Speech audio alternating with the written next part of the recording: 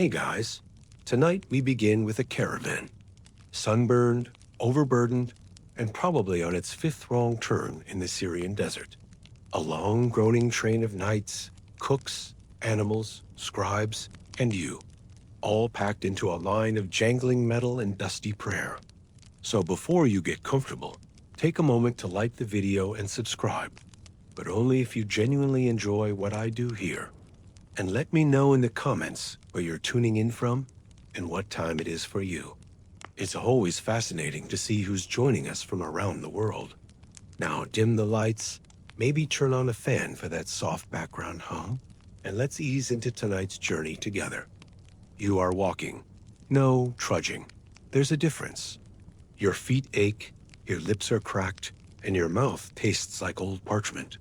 The caravan has only been moving for 2 hours this morning. You have already lost count of how many days it has been since the last real town, if that place even counted as one.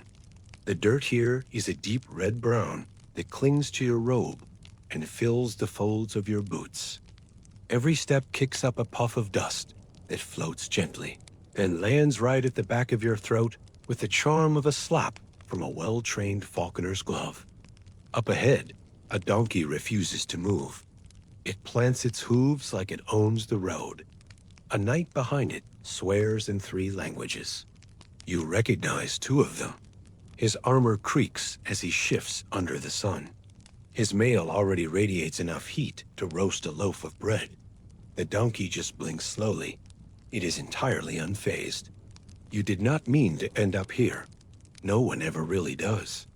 But the promise of Jerusalem, or maybe just the escape from your own damn village, pulled you in. Pilgrims come for salvation. Knights for glory. You, perhaps, just for something that didn't smell like fish stew and regret. The desert ahead stretches wide and blank. Some call it the wilderness of Zin, which sounds poetic until you try to cross it. The sun here doesn't rise gently. It attacks. One moment the world is cool and dark. The next, everything is a blinding, burning white. You pass a pile of bones. Not human. Probably. A camel, maybe, or an ox. Whatever it was, it didn't survive the last march. No one mentions it. The caravan moves past in practiced silence. Bones are part of the landscape now, like rocks or dry shrubs. Your boots are thick leather, but they were made for the soggy roads of France, not this. Your toes already feel like they are planning a rebellion. You glance to your left and see a god monk watching you. He smiles. His teeth are stained dark red with something that could be wine, or maybe something else. You do not ask. The caravan is long and disorganized. Up front, a faded banner flaps in the wind. It bears the sigil of a duke whose name no one can pronounce. In the back, a wagon lurches and groans under sacks of grain, barrels of wine, 2 chickens, and a harp no one has played in days. The harpist, if memory serves, fell ill last week. Or maybe he fell off. No one has checked under the tarp. You are one of more than 100. A ragged parade of knights, scribes, cooks, pilgrims, translators, and the occasional fraud pretending to be holy. It doesn't matter. By now, everyone smells the same. Like sweat, dust, and worry. Noon brings no mercy. The sun climbs higher. The earth glows. You feel your tunic slowly become part of your skin. Shade is not something that happens naturally here. You try walking beside the wagon to catch a sliver of shadow, but a goose blocks your way. Someone, for reasons unknown, brought a goose. Its name might be Salvation or Gregory. It hisses if you get too close. When the midday bell sounds, which is actually a cracked iron triangle tied to a yoke, the caravan halts. Everyone slumps to the ground. You are handed a strip of salted meat. It tastes like wood and guilt. You eat it anyway. Someone nearby tries to chew bread. It crumbles into powder in their hands. They mutter a curse and lie down with their face in the sand. Behind you, a wheel snaps. The noise rings like a warning. A night bellows for carpenters.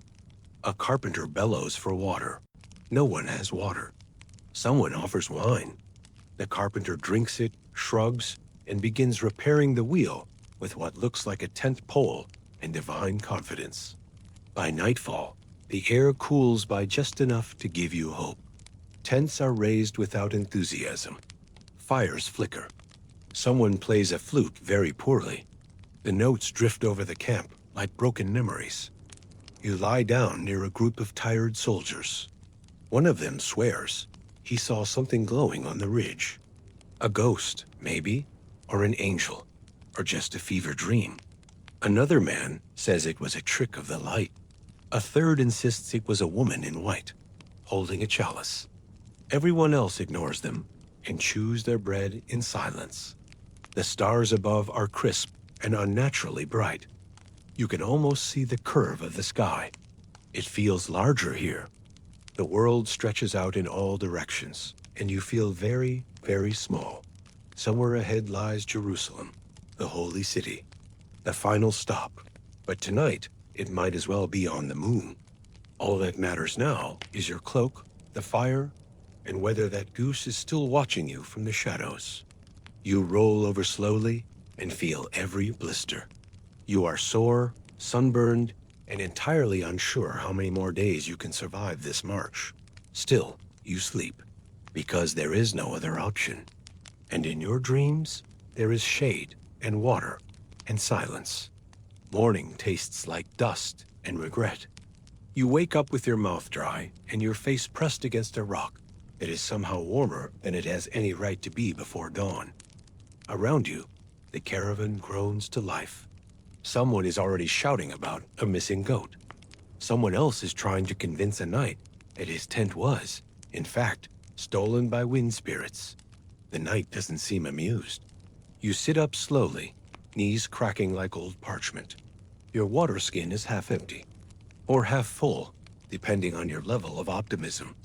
Either way, it's warm, stale, and smells faintly like sheep leather. Still, you drink it, slowly, carefully, like it's a sacred rite, because you already know what happens when you run out. A boy near the back of the caravan passed out yesterday. No one noticed until evening.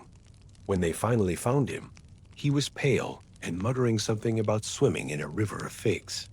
He's still not quite right. Now he just stares at the sky and sings hymns out of order. The knights call it sun madness. The monks call it divine punishment. You call it a warning. You try not to think about how little water is left in the barrels. The ration master, a hunched man who counts things obsessively and never blinks, mutters to himself as he checks each one. His name might be Bernard, or possibly Benedict. You don't ask. People who manage supplies tend to enjoy their quiet authority. When the caravan sets out again, it does so with the enthusiasm of wet bread. You fall into step beside a one-eyed knight whose horse gave up 2 days ago. He walks now, muttering prayers between curses. He offers you a swig from a clay bottle. You hesitate. He insists it's wine, which is both true and misleading. The liquid burns your throat and makes your ears buzz. You hand it back without comment. He laughs and tells you he mixed it with something local to keep the flies out. That's not comforting. As the sun rises, the air thickens. The heat settles on your shoulders like a heavy blanket that no one asked for. Your shirt sticks to your skin. Your boots feel like ovens. You pass a shrine of sorts, just a pile of stones with a crude wooden cross balanced on top. Someone has left a flower. It's wilted, but still clings to color. A monk stops to kneel. A few others cross themselves. You nod politely and keep walking. You're not entirely sure what the shrine is for. Maybe a martyr, maybe a donkey. Out here, the line blurs. By mid-morning, thirst becomes a personality trait. Every conversation eventually turns to water. When you'll get more. Who might be hoarding it? Whether the clouds mean anything or are just pretending. One man swears he heard about a hidden spring not far from the main road. No one believes him, but everyone listens anyway.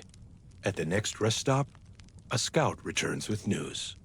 There's a well ahead, but it's shallow and likely fouled. A murmur spreads through the caravan. Some cheer, others mutter.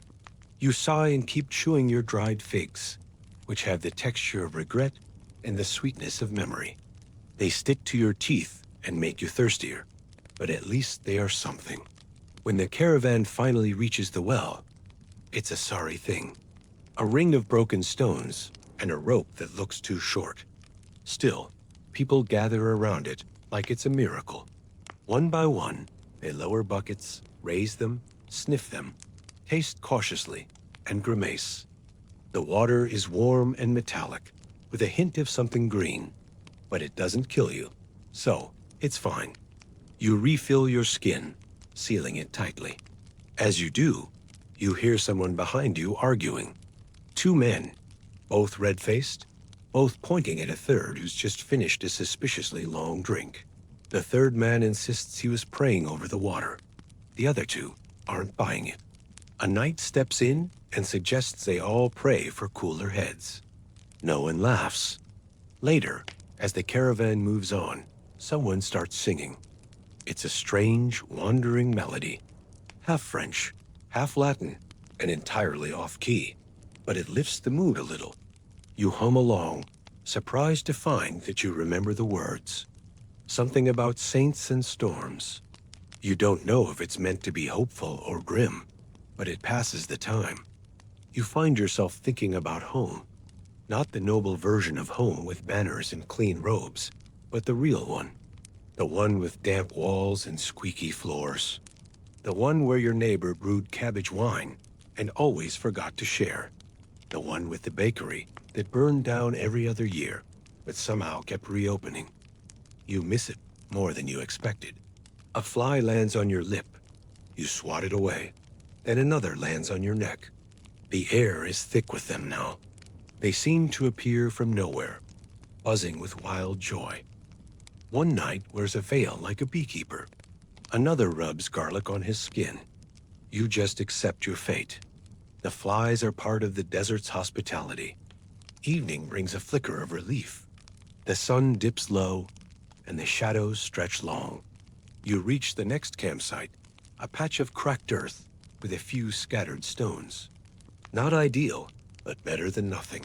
Fires are lit. Tents are raised. You sit with a group of scribes who trade stories of relics and old miracles. One of them claims to have seen a piece of John the Baptist's tooth. Another swears he copied a map that leads to the true cross. You nod politely. Everyone has their myth.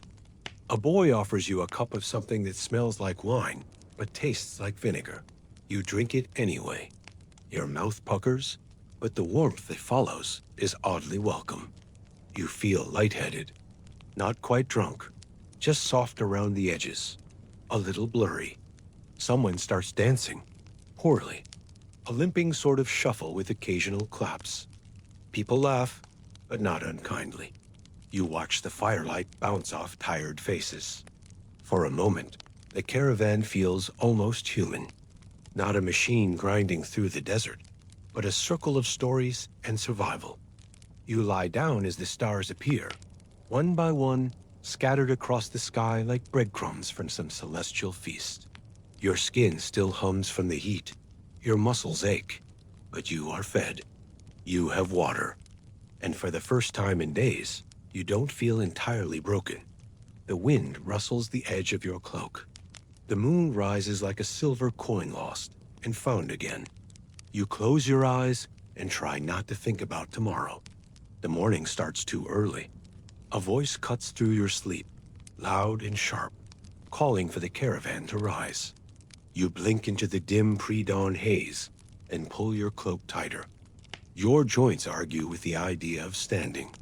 Your stomach growls in protest too, but there's no choice. You rise with the rest, a reluctant member of a weary procession that is already grumbling before the sun appears. You shuffle into line beside a group of knights arguing about the correct way to pronounce a Latin phrase. One is Norman, the other German, and neither is backing down. A translator attempts to mediate, but his French is worse than his patience. You quietly step to the side. Language in the caravan is more dangerous than a sword. It causes more fights, too. Everyone's under pressure. The sun, the pace, the sheer difficulty of marching alongside people you didn't choose and don't necessarily like. And there are so many crosses. Painted, stitched, etched into armor and banners. And yet none of them mean quite the same thing. The Knights Templar wear red. The Hospitallers wear white. The common soldiers wear whatever cross they were told to, but no one agrees on who outranks who. Some men bow to the papal legate. Others ignore him entirely. One scribe has been pretending to be mute just to avoid having to explain where he's from. As the caravan winds through a narrow pass, the tension builds. It's not the geography. It's the silence.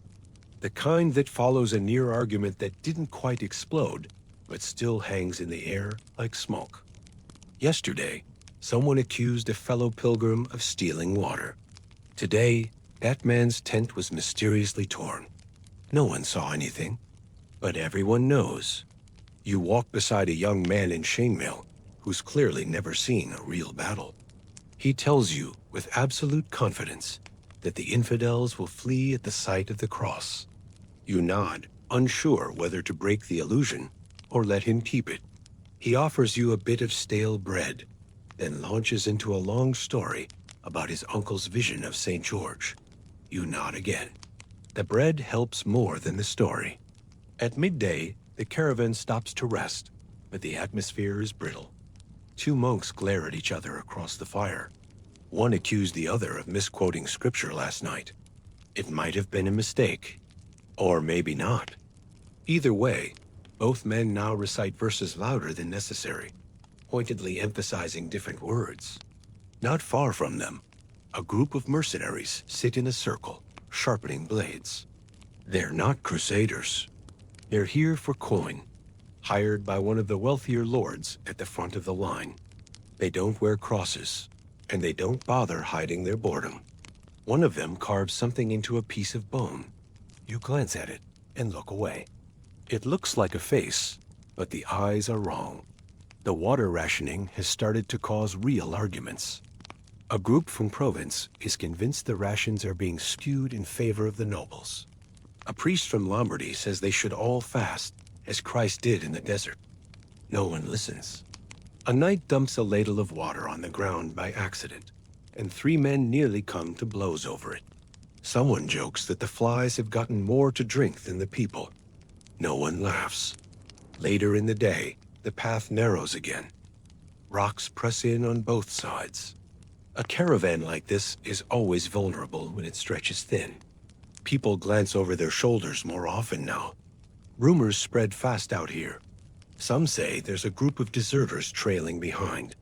Others whisper about spies sent to poison the food. A merchant claims he saw a shadow move across the ridge above them, though no one else saw anything. You pass a small shrine carved into the rock. There's a tiny candle burning inside, protected by a stack of stones. You pause just long enough to feel the cool air coming off the rock. It smells faintly of wax and cedar. A brief moment of peace. And someone behind you mutters that idol worship is a sin, and you keep walking. That night, the fire circles are quieter. People keep to their groups. The pilgrims eat together, murmuring half-prayers and chewing slowly. The soldiers polish armor. The cooks avoid eye contact and pretend they didn't hear the earlier shouting match about salt. The donkey, which everyone has now accepted as the unofficial mascot of doom, has taken to biting people when it gets bored.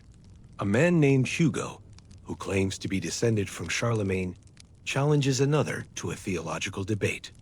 It quickly turns into a shouting match about which saint performed more miracles. One of them storms off. The other stays behind and begins writing in the dirt with a stick, possibly cursing everyone in Latin. You sit near the edge of the camp and watch the stars come out. The desert sky feels enormous tonight. You can see every flicker, every faint glow. A boy beside you counts them under his breath.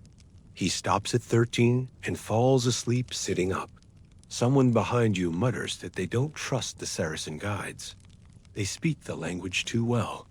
They disappear too often. Another voice says those guides are the only reason the caravan hasn't walked straight into a ravine. No one agrees. No one disagrees either. The fire dies low.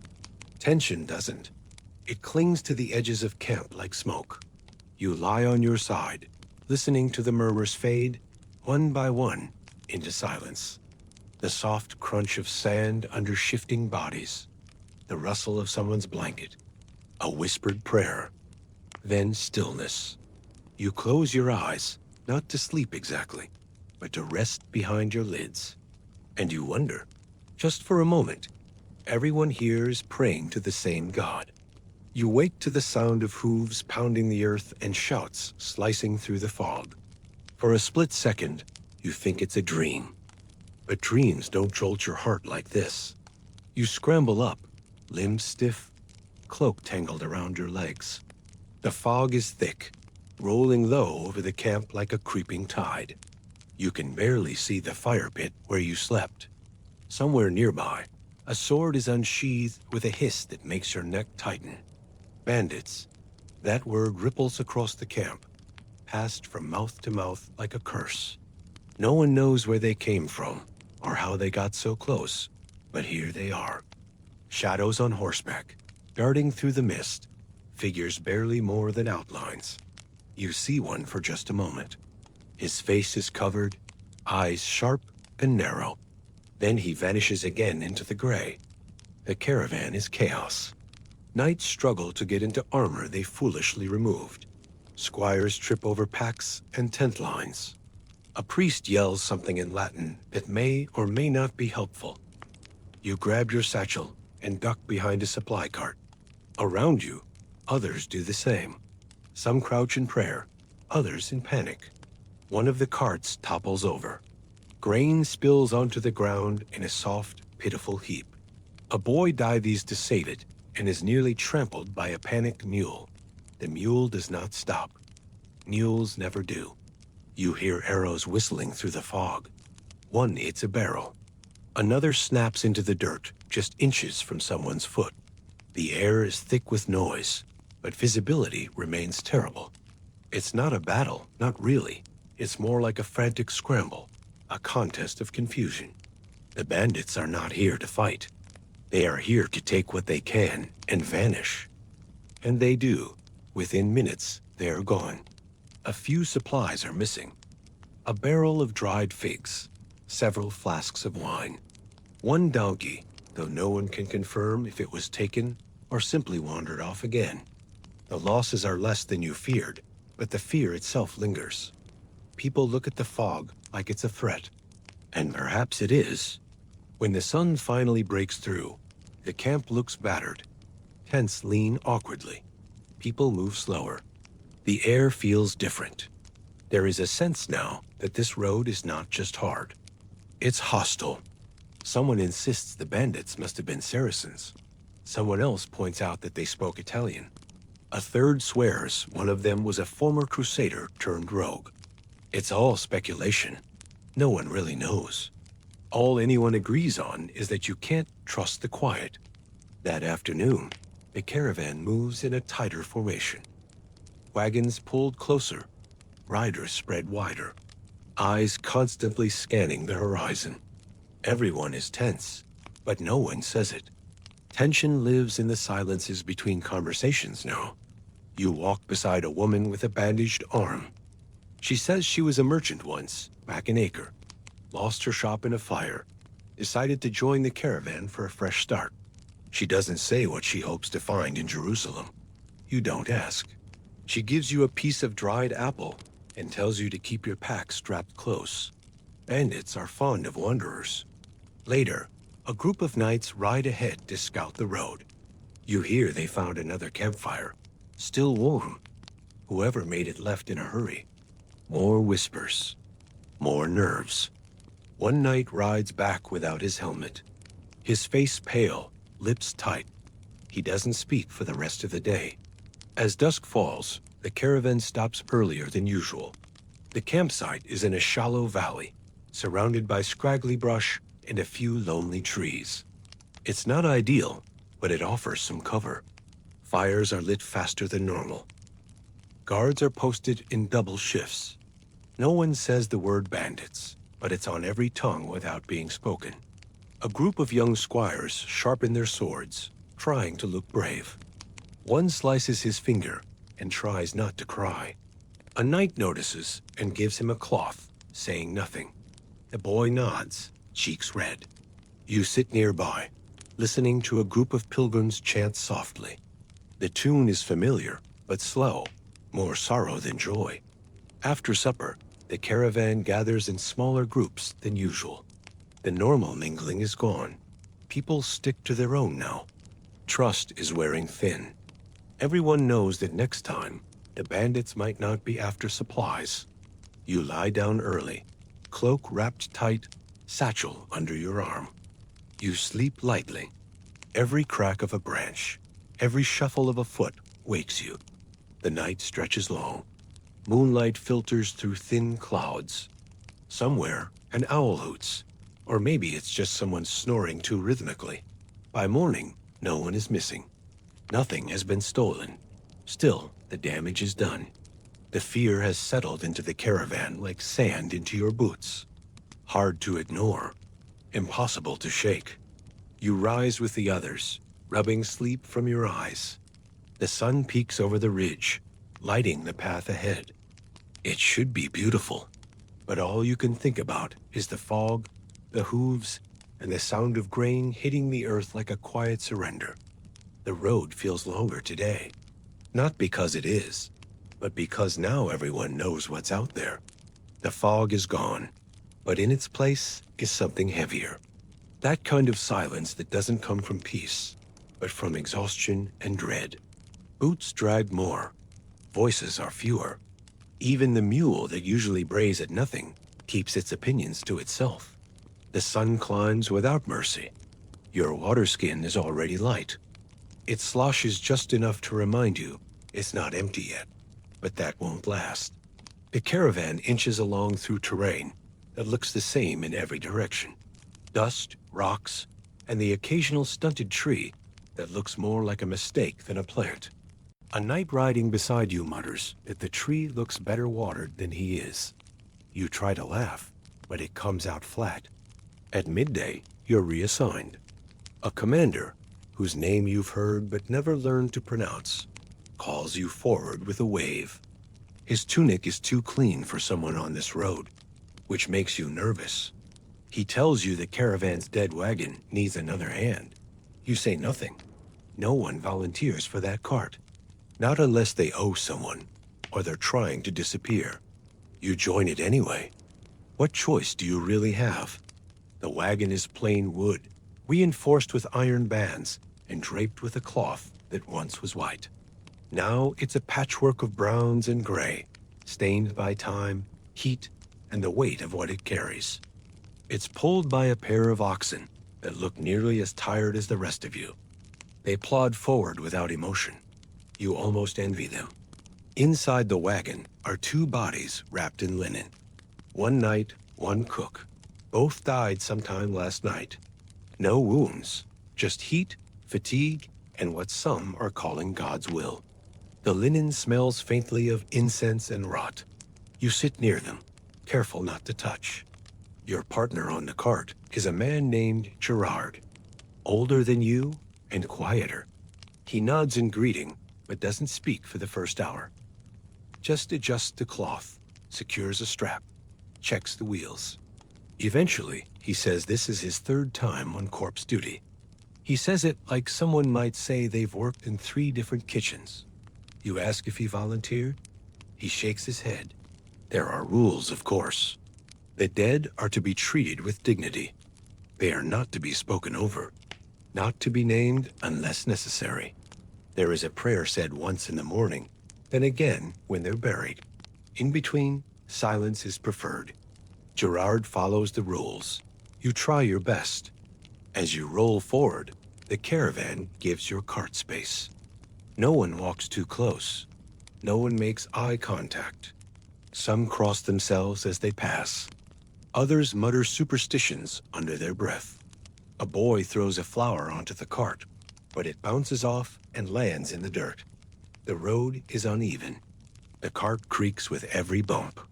One of the oxen coughs, if that's even the right word for it.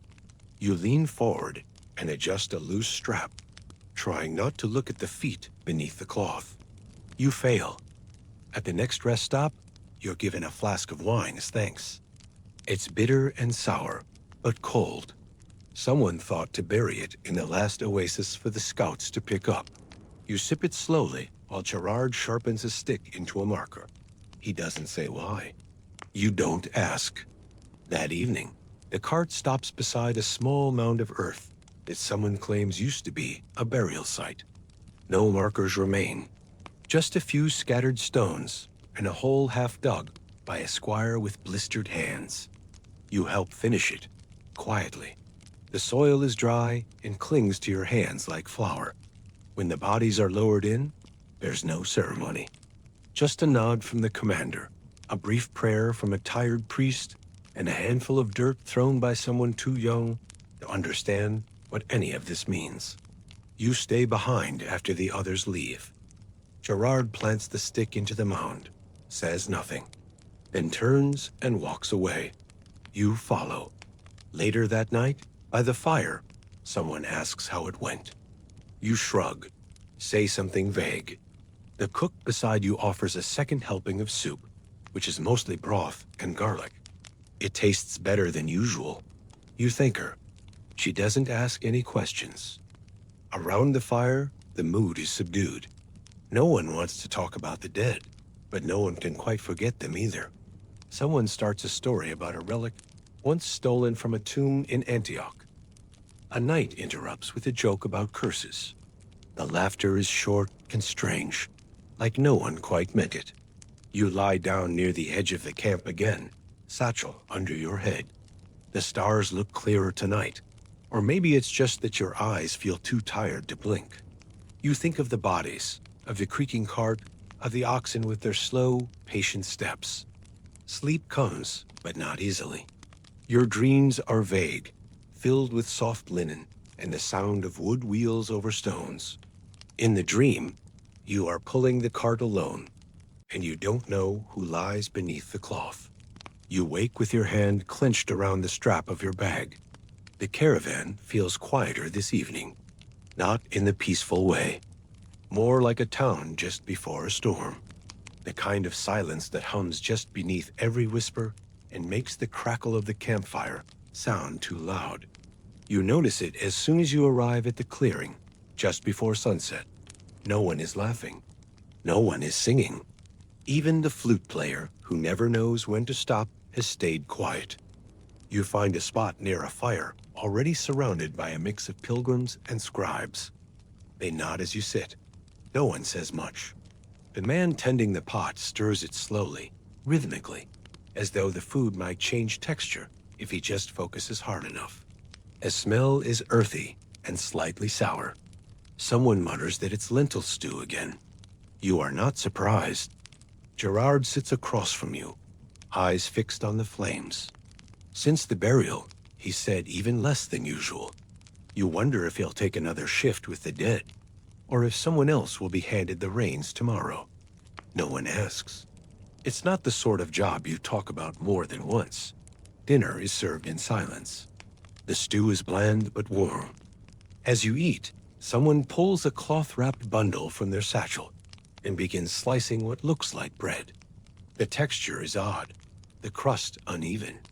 The man holding it claims it came from a monk back in Tyre. He calls it blessed, says it never goes stale. Everyone leans in slightly, not close enough to show interest, but just enough to hear better. He passes slices around, slowly, each one oddly soft and fragrant, despite the dryness of the air. You chew yours cautiously. It tastes like anise and rosemary, a strange sweetness in the middle. It's not bad. You've certainly had worse. A few people cross themselves. One woman whispers a short prayer before taking a bite. The man says again, this time more quietly, that the bread hasn't molded once in 3 weeks. Someone jokes that it's probably filled with salt and vinegar. Someone else mutters that it's holy. The first man insists he's seen a monk walk across coals after eating it. You smile faintly, not because you believe it, but because stories like these are what hold the edges of this caravan together.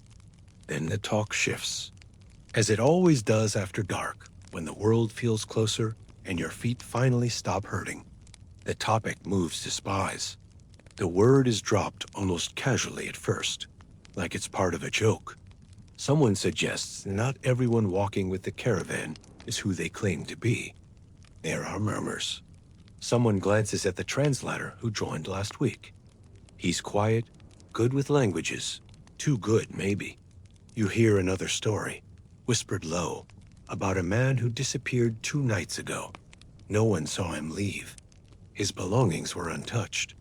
His bedroll still warm at sunrise. Some say he left on his own. Others say he was taken. There's a third theory that he was never really there in the first place. Paranoia travels fast, like fire on dry cloth. A woman near the edge of the circle pulls her cloak tighter and looks at everyone twice. You catch her eye and nod politely. She does not nod back. The night deepens and the fire burns low. Someone adds more wood, and the sudden light makes everyone blink. The man with the bread tells another story. This one about a relic buried in the desert, guarded by Bedouin spirits who walk the dunes at night. He says the relic glows, but only for those who believe in it. No one believes him, but everyone listens. You shift on the ground and feel a pebble press against your spine. You move again. This time your cloak catches on a root. You sigh and adjust your spot. The small discomforts feel louder in the silence. Someone coughs. Someone else pours wine. A jug is passed around, but fewer hands reach for it tonight. Trust is thinning. Suspicion lingers. You drink when it's your turn. The wine is sour but familiar, the kind that dries your throat and leaves behind a little warmth. You notice that no one has asked the Saracen guides any questions lately. They sit by their own fire, farther back, near the camels. One of them sings quietly, the tune low and melodic.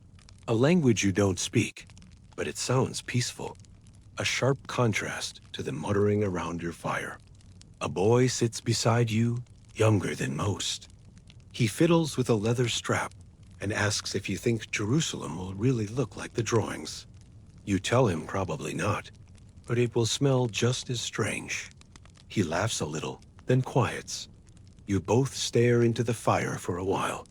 Soon, people start to drift away to their tents or cloaks. The man with the bread wraps the last piece carefully and slides it into his bag. He tells no one goodnight, just stands and walks into the shadows like he was never there.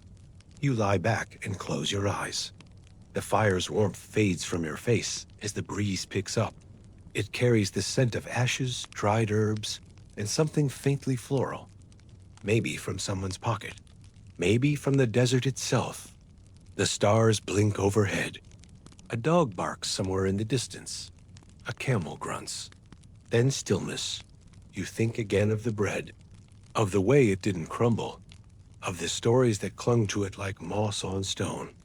You wonder if miracles really do hide in food, or if they only show up when people need them most. Then your mind drifts, not to tomorrow, not to the journey ahead, but to the quiet rhythm of the oxen's steps, the shape of the crescent moon, the warmth of the fire that's still flickering somewhere behind your closed eyes. And this time, sleep comes easier. The next evening, as the caravan rests in the shadow of an old ruin, an elder begins to speak. His voice is worn and careful. He speaks of a man born into war, raised among kings, and destined to walk the fine line between legend and history. A name stirs the quiet. Richard.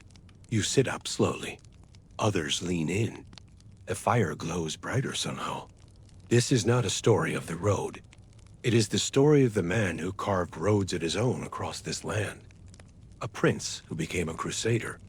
A king who became a symbol, the one they called Lionheart. And just like that, the caravan fades, and another journey begins. You are no longer surrounded by the grit of desert wind or the restless creak of wooden carts. Now it is the rain-softened stone of western France beneath your feet, the scent of churned earth and pine needles in the air.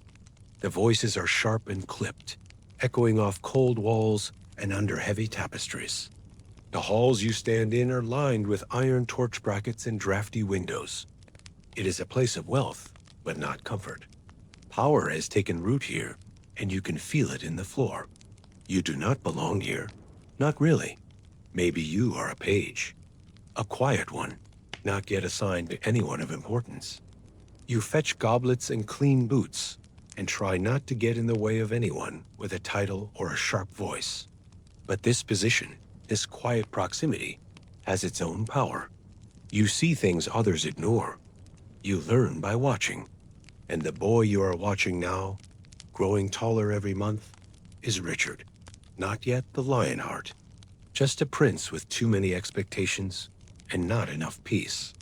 The boy's father is King Henry II. Brilliant, ruthless, restless. He governs a kingdom that stretches from Scotland to the Pyrenees. His temper is legend. So is his energy. He paces like a wolf, always looking for the next fire to douse or start.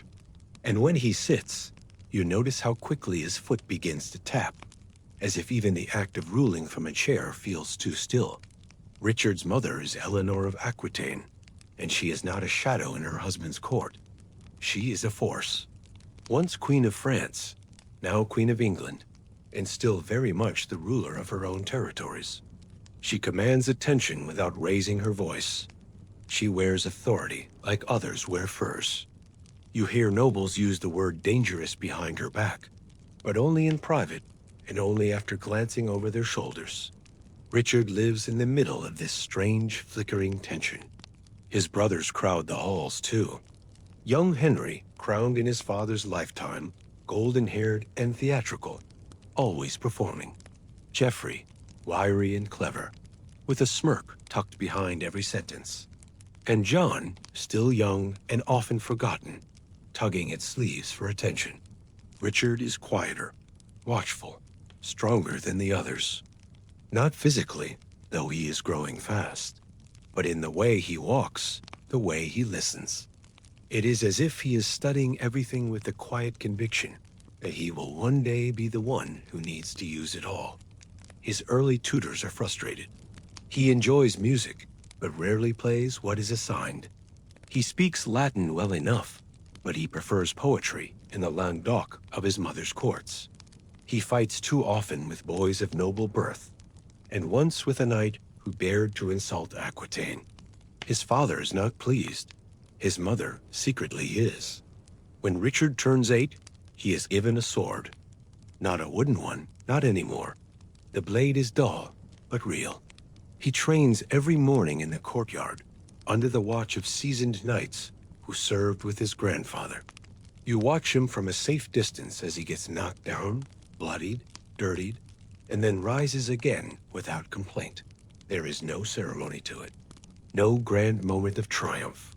Just repetition, grit, forward motion. He spends more time with horses than with tutors. He rides fast and often. Through vineyards, along rivers, into woods you would not dare explore alone. You follow him once, sent by a steward to retrieve him for a meeting with an abbot. He ignores the summons, and instead shows you a hidden glade where birds nest low and the grass is cool. He does not smile often, but he does then. By 12, he is fluent in 3 languages and commands a household of his own. He writes letters to lords in his mother's territories, always with firm courtesy, never begging. He knows titles. He understands land. He begins to see how fealty is more than manners and ceremony. It is leverage. It is risk. It is fragile. Still, he is not safe in this world. None of them are.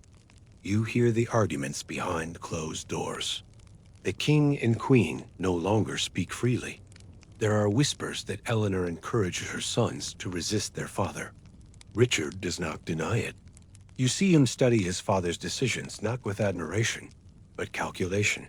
This is not rebellion, not yet. It is recognition. The kind that begins when a boy realizes his heroes are also obstacles. At 14, Richard commands his first small force in Aquitaine. His father sends him there, perhaps as a test, perhaps as a punishment. You ride with him through rough hills and narrow passes. The men are older than he is, skeptical at first. But he does not pretend to know everything. He asks questions. He listens. And when it comes time to fight, he does not hesitate. It is not a grand battle, more of a skirmish, a border raid by local barons unhappy with taxes. But Richard rides at the front. He takes a spear grazed to the arm and keeps going. The enemy flees, and the men who doubted him do not doubt anymore.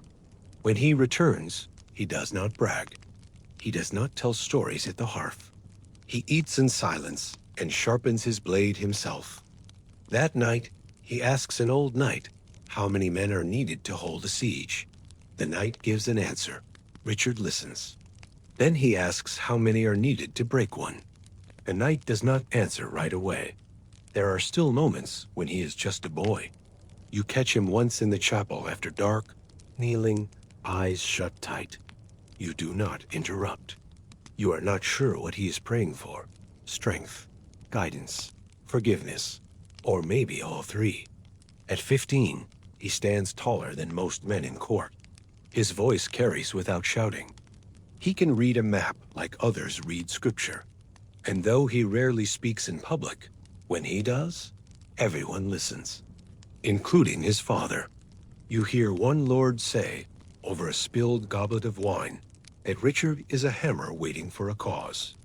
Another replies that he will never be king, that Henry has chosen the other son, that Richard is too wild, too proud, too much his mother's child. But you know better.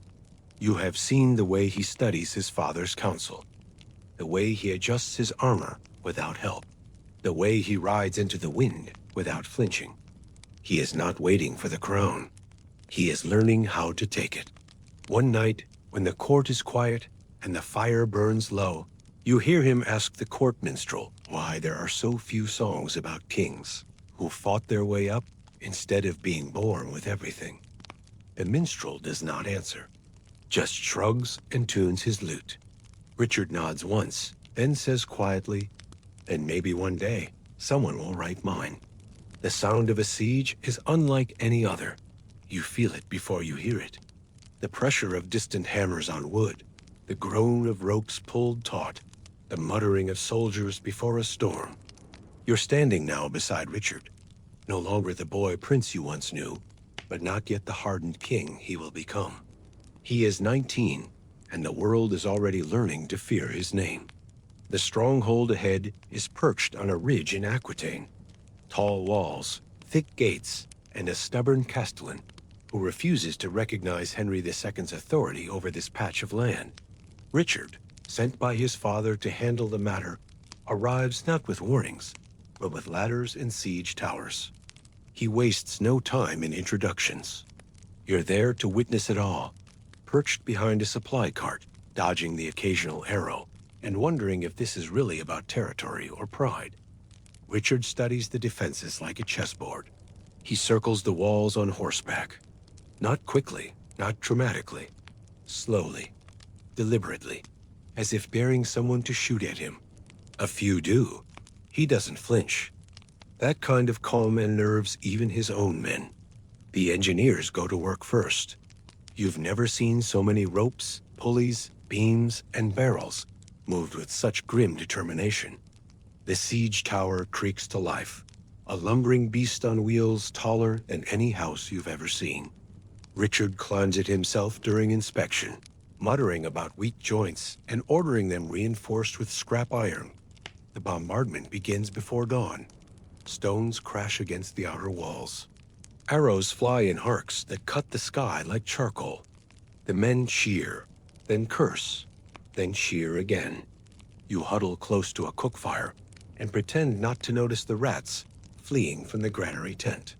It takes 5 days before a breach opens. 5 days of cold nights, bad stew, and sudden bursts of violence. Richard sleeps in his armor.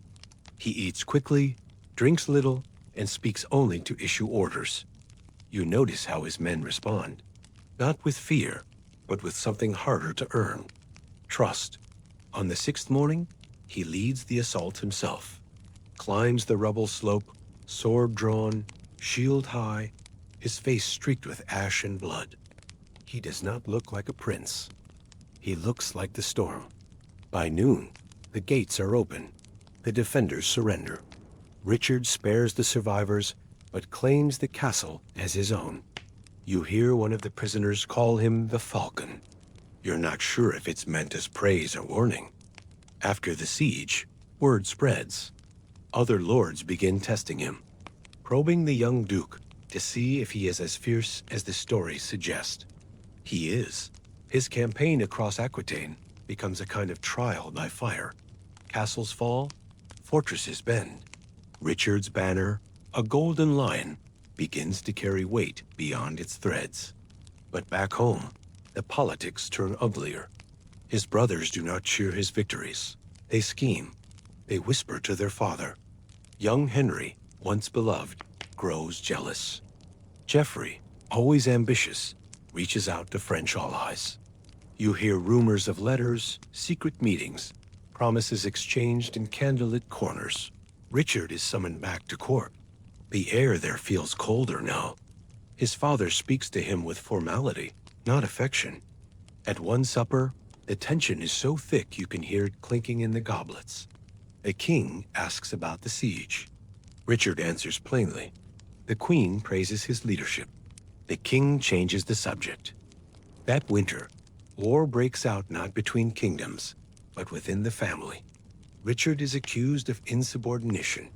He's called disloyal, prideful, reckless. He counters with his own accusations. Says the court is filled with flatterers and cowards. Says his father plays favorites.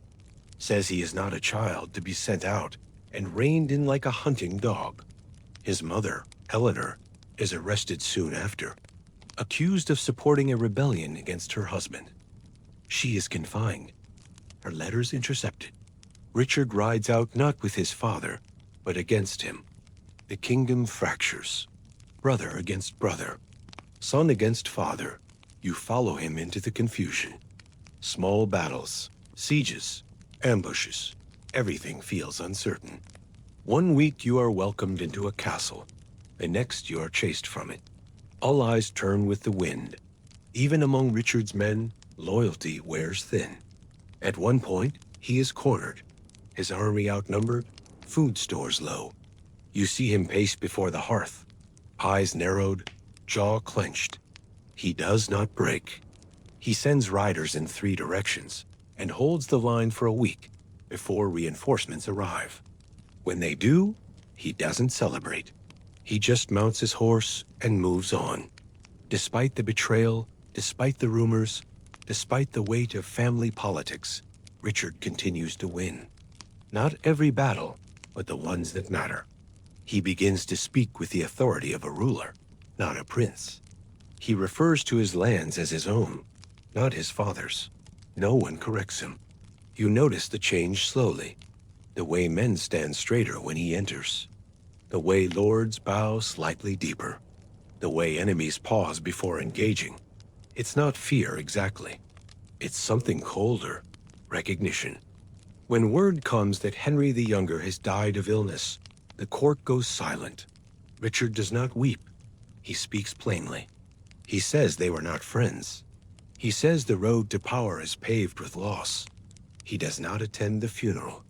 Later, alone, you see him staring at a hawk circling above the valley. He watches it in silence, then turns and asks, almost quietly, "Do you think he hated me?" You don't answer, because you do not know. Because maybe the better question is whether it mattered. Richard returns to Aquitaine with fewer allies, but greater resolve. His father still holds the crown, But the balance is shifting. You can feel it in the way couriers treat him, in the way ambassadors watch him, in the way his words carry weight beyond the battlefield. He no longer asks how many men are needed to take a castle. Now he asks how many men it takes to keep a kingdom from slipping between your fingers. You feel the shift the moment you arrive in the Holy Land. The air smells of salt and sand, but also incense and steel. The sun is not the same here. It scorches with purpose, as if trying to carve the land down to bone. And in the distance, just beyond the haze, waits the man everyone here either fears or admires. Saladin. You're not beside a reckless prince anymore. Richard is now king, crowned in absentia while his father's body was barely cold. The journey from Europe to this place was fast and full of ceremony, but here, there is no time for pageantry. This is a war already in progress, and it is not one England owns. You march alongside soldiers from across Christendom. Germans, Franks, Normans, Danes. Some sing different hymns. Some speak strange dialects, but they all follow the same red cross stitched onto their surcoats. Or they try to. Unity is a fragile word on this crusade. Richard wastes no time. The siege of Acre is already underway when he arrives. The air is thick with the stench of campfires, blood, and bodies that no one has had time to bury. Siege engines creak and roar. Arrows fly even when no one is fighting. You're sent to fetch water and return to find 3 tents flattened by stray stones.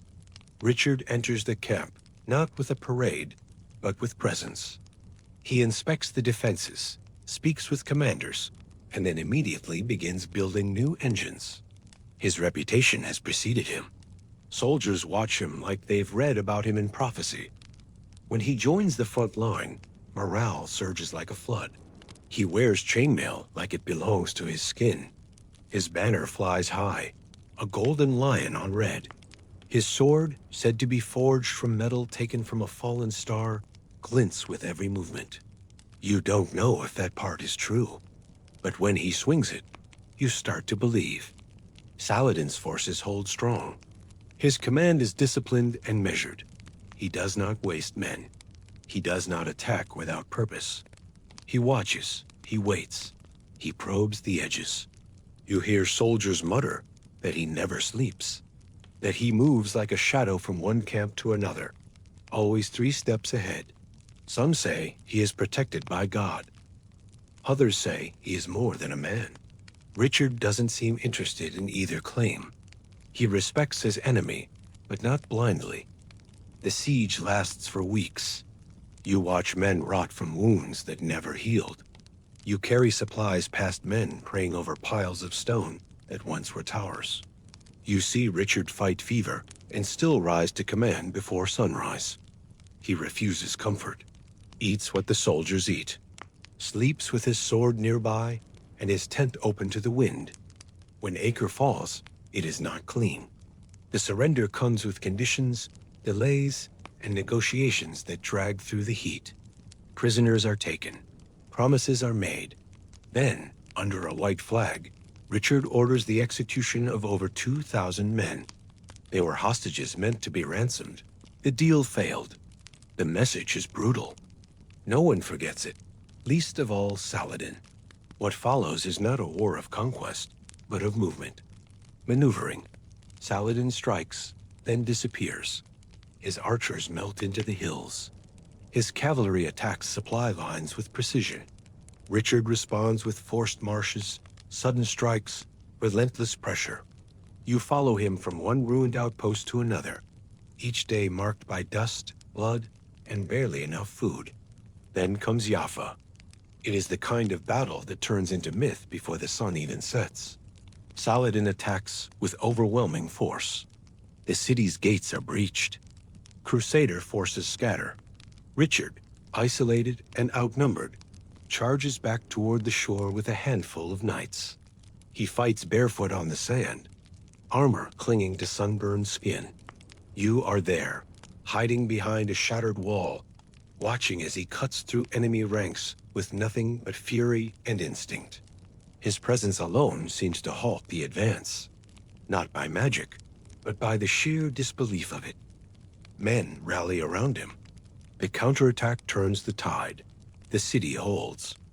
Later, you hear one of Saladin's generals say that he had never seen a man fight like that. Not in armor, not on foot, not under that kind of pressure. Yet for all the fire in Richard, the war stalls. Jerusalem lies ahead, but so does exhaustion. Supplies are thin. The army is divided. Political squabbles from Europe reach across the sea like poisoned roots. Richard walks the hills outside Jerusalem more than once, staring at the walls in silence. He never orders the attack. No one knows exactly why. Some say it was strategy. Others say he could take the city, but not hold it. You think maybe he realized the city itself was not the goal. Or maybe it was never his to claim. He never says. Instead, he negotiates with Saladin. The two never meet face to face, but they speak through envoys. Messages go back and forth. Offers made, conditions softened. Eventually, a truce. Pilgrims will be allowed into Jerusalem. The fighting will stop, temporarily. When the treaty is signed, the war does not feel won, just paused. But you sense something else. Respect. Not warm, not personal, but neutral.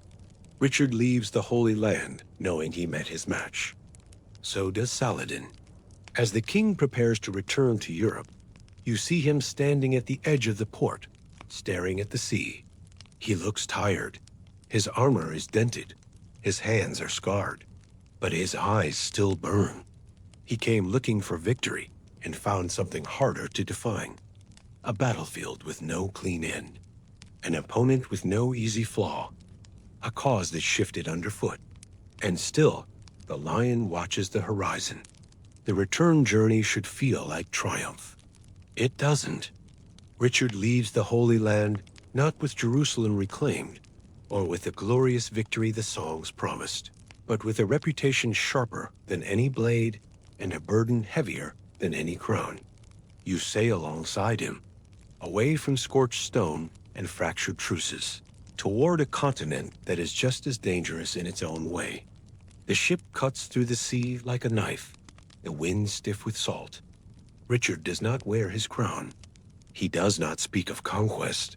He spends long hours at the rail, staring at the horizon with a face carved from stone. Around him, soldiers whisper. They speak of the siege at Acre, of the charge at Yafei, of the blood he spilled and the fear he left behind. His presence has grown heavier, quieter. Fewer men laugh in his company now. Not because he is cruel, but because he no longer needs to raise his voice to be obeyed.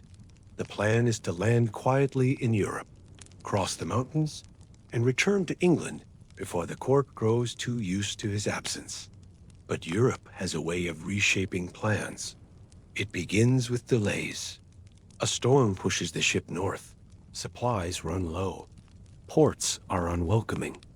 Allies from the Crusade offer cold smiles and warm wine, but you sense the tension under every toast. Richard is no longer just a king. He is a threat, a reminder, a man who could march into any court and turn whispers into war. In the Austrian countryside, he rides without armor, wearing a travel-stained cloak and moving with the urgency of someone who knows time is now a weapon used against him. You travel by night through pine forests and mist-covered valleys, trying to stay unnoticed. His face remains calm, but his pace quickens with every passing day. Then it happens. A patrol intercepts your party near Vienna. The men do not draw swords. They do not need to. Richard knows what this is. He is recognized, captured, held in a stone keep with thick walls and thicker silences. No blood is shed, but something else is taken. You do not see him for days. When you finally do, he sits in a bare chamber with no fire. He does not look surprised, only tired. He speaks only once that night. He asks what the people of England are saying. No one answers, because no one knows. News travels slowly, but it spreads like spilled ink. The King of England imprisoned by Leopold of Austria. The ransom demanded is obscene, enough silver to bankrupt small kingdoms. Philip of France smiles behind closed doors. John, Richard's younger brother, begins making overtures to the English court. You hear him referred to in letters as John Lackland, but he seems intent on changing that name to something more permanent, something with a throne. You stay in the German court while negotiations begin. They stretch on. Richard is moved from fortress to fortress. The Holy Roman Emperor, Henry VI, takes control of the prisoner and the politics. Some call it justice. Others call it opportunity. You call it quiet treason. Richard remains composed. He does not beg. He does not plead. When envoys visit, he greets them as if still seated on his throne. When guards mutter insults under their breath, he does not respond. But at night, you hear the scratching of quill on parchment as he writes letter after letter. Demands, instructions, warnings. He knows how this works. Kings are never truly safe, not even among their own blood, especially not among their own blood. Back in England, coins are melted, jewels sold, churches stripped of gold and silver. The people are taxed beyond reason. Not all agree with it, not all care, but enough do. Enough remember the man who led armies, who stood barefoot on the shores of Jaffa and pushed back a wave of fear. Enough remember the lion. It takes over a year, 14 long months before the final coin is counted, the last document sealed, and the keys turned in the cell door. When he walks free, it is winter. Snow crunches underfoot. The wind bites, but Richard does not shiver. He mounts his horse with the same confidence he always had. He does not smile. He simply rides. There is no feast waiting, no trumpets, just unfinished business. He returns first to Normandy, where Philip of France has taken liberties with orders and oaths. Castles have been seized, treaties rewritten. Richard responds not with messengers, but with masons. He begins building Chateau Galliard, a fortress perched high above the River Seine. A blade made of stone. You watch it rise, day by day, stone by stone. He inspects every wall, adjusts every angle, times how fast boiling oil can be dropped from the towers. He tells his builders he wants a castle that laughs at siege. In court, his presence stirs more unease than joy. John offers hollow loyalty. Philip sends letters laced with diplomacy and veiled threats. Richard responds with silence, then with troops. He rides out personally to reclaim what is his. Not just land, but authority. Not just castles, but memory. You follow him through frost-covered woods and into small halls where minor lords rise quickly when he enters. He does not entertain poets, no. He does not linger at banquets. He holds council on horseback and sleeps in armor when the sky looks wrong. Once, in a rare pause, he speaks to you quietly. He asks what you think of kings who bend behind closed doors. You are not sure what to say. He nods anyway, as if your silence is the answer he expected.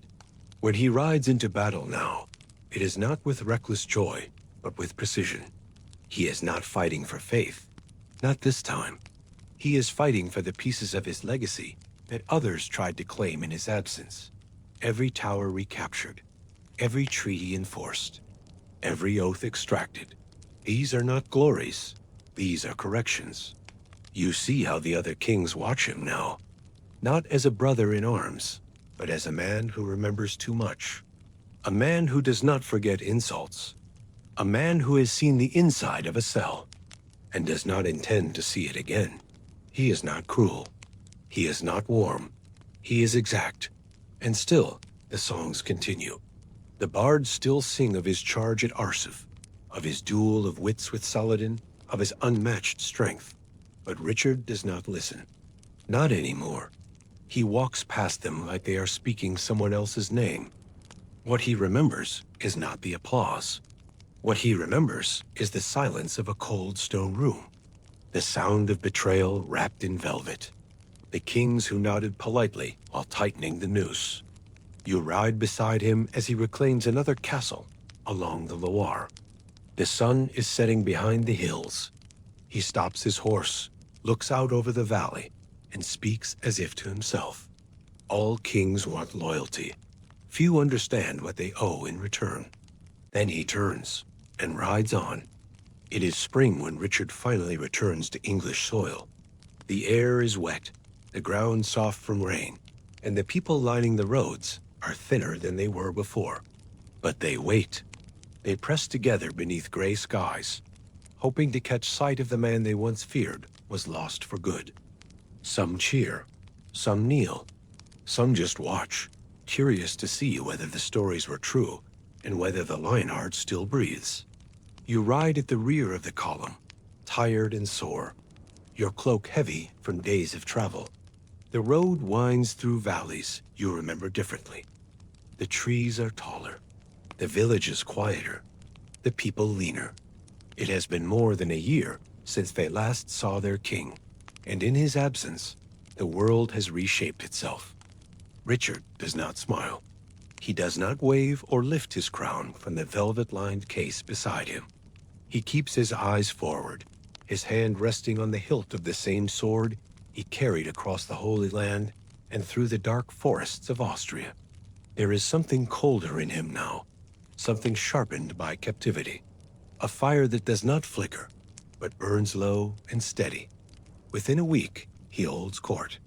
The council is tense. His brother John offers polite congratulations while trying not to meet his eyes. Richard listens. He nods. He says little, but his decisions land like the final word in every room he enters. Taxes are reorganized. Garrisons are reassigned. Certain nobles are removed from power without explanation. Richard does not waste time. He moves through petitions, reports, and letters like a man studying a battlefield. He stays up long into the night reading. The scribes whisper that he sleeps little. Some say they hear him speaking Latin in his dreams, naming places no one recognizes. There are no feasts, no parades, no songs. Richard does not want them. The kingdom is intact, but only barely. The treasury is drained. Roads are broken. Trade routes are fragile. He has no use for music until the ground beneath him feels solid again.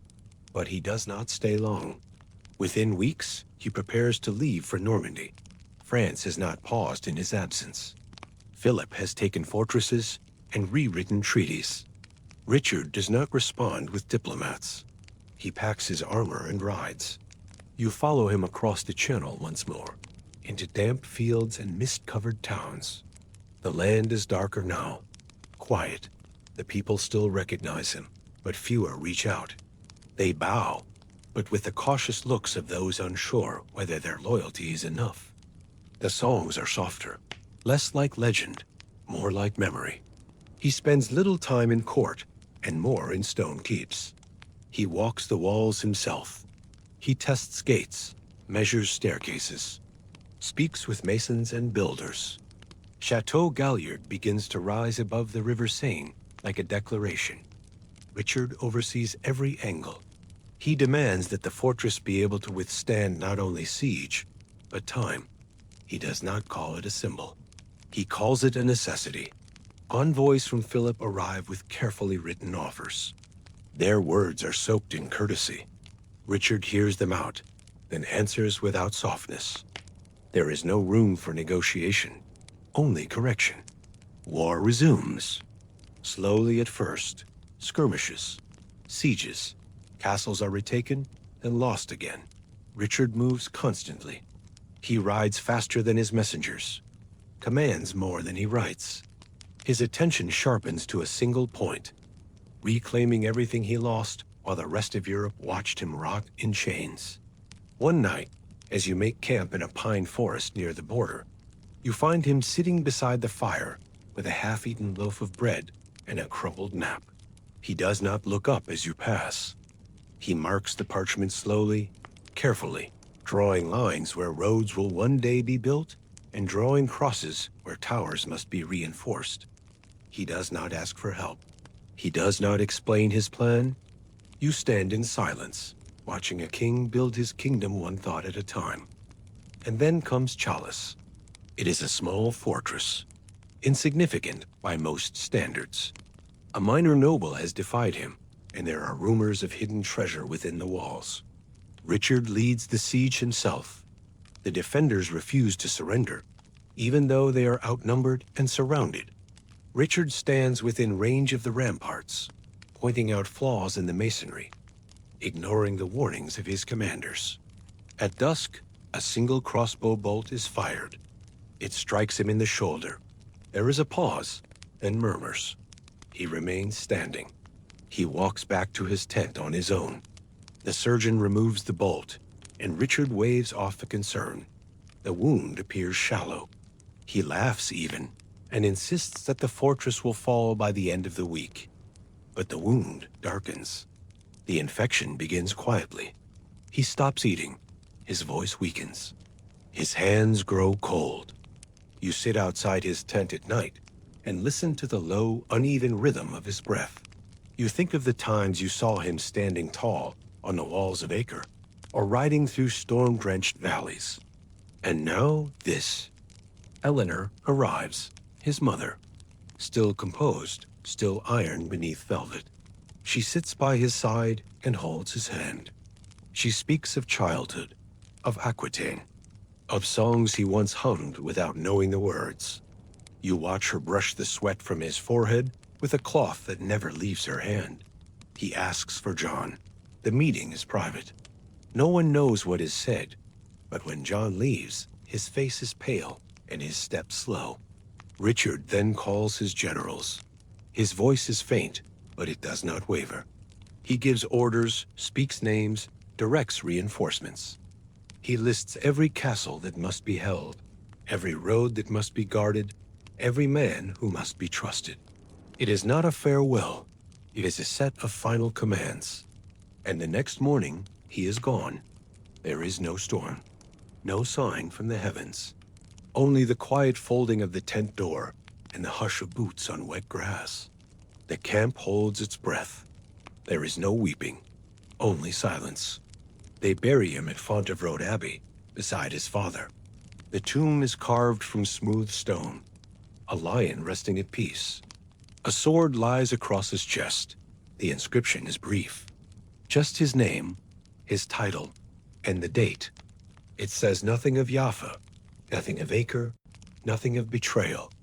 The people mourn. The bards return.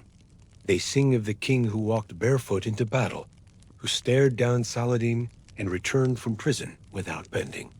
But you remember something different.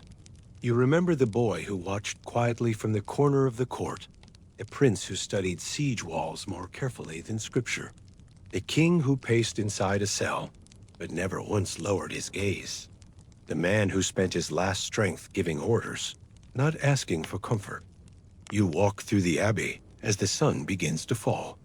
The light through the cloister windows is golden for just a moment, and the stone beneath your feet hums with quiet warmth. Richard did not chase peace. He built for it.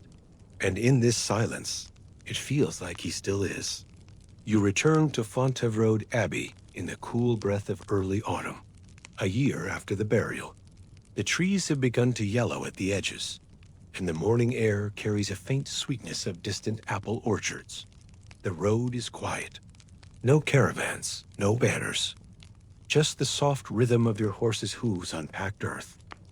And the memory of a king who once rode these paths with iron in his gaze and calluses on his hands.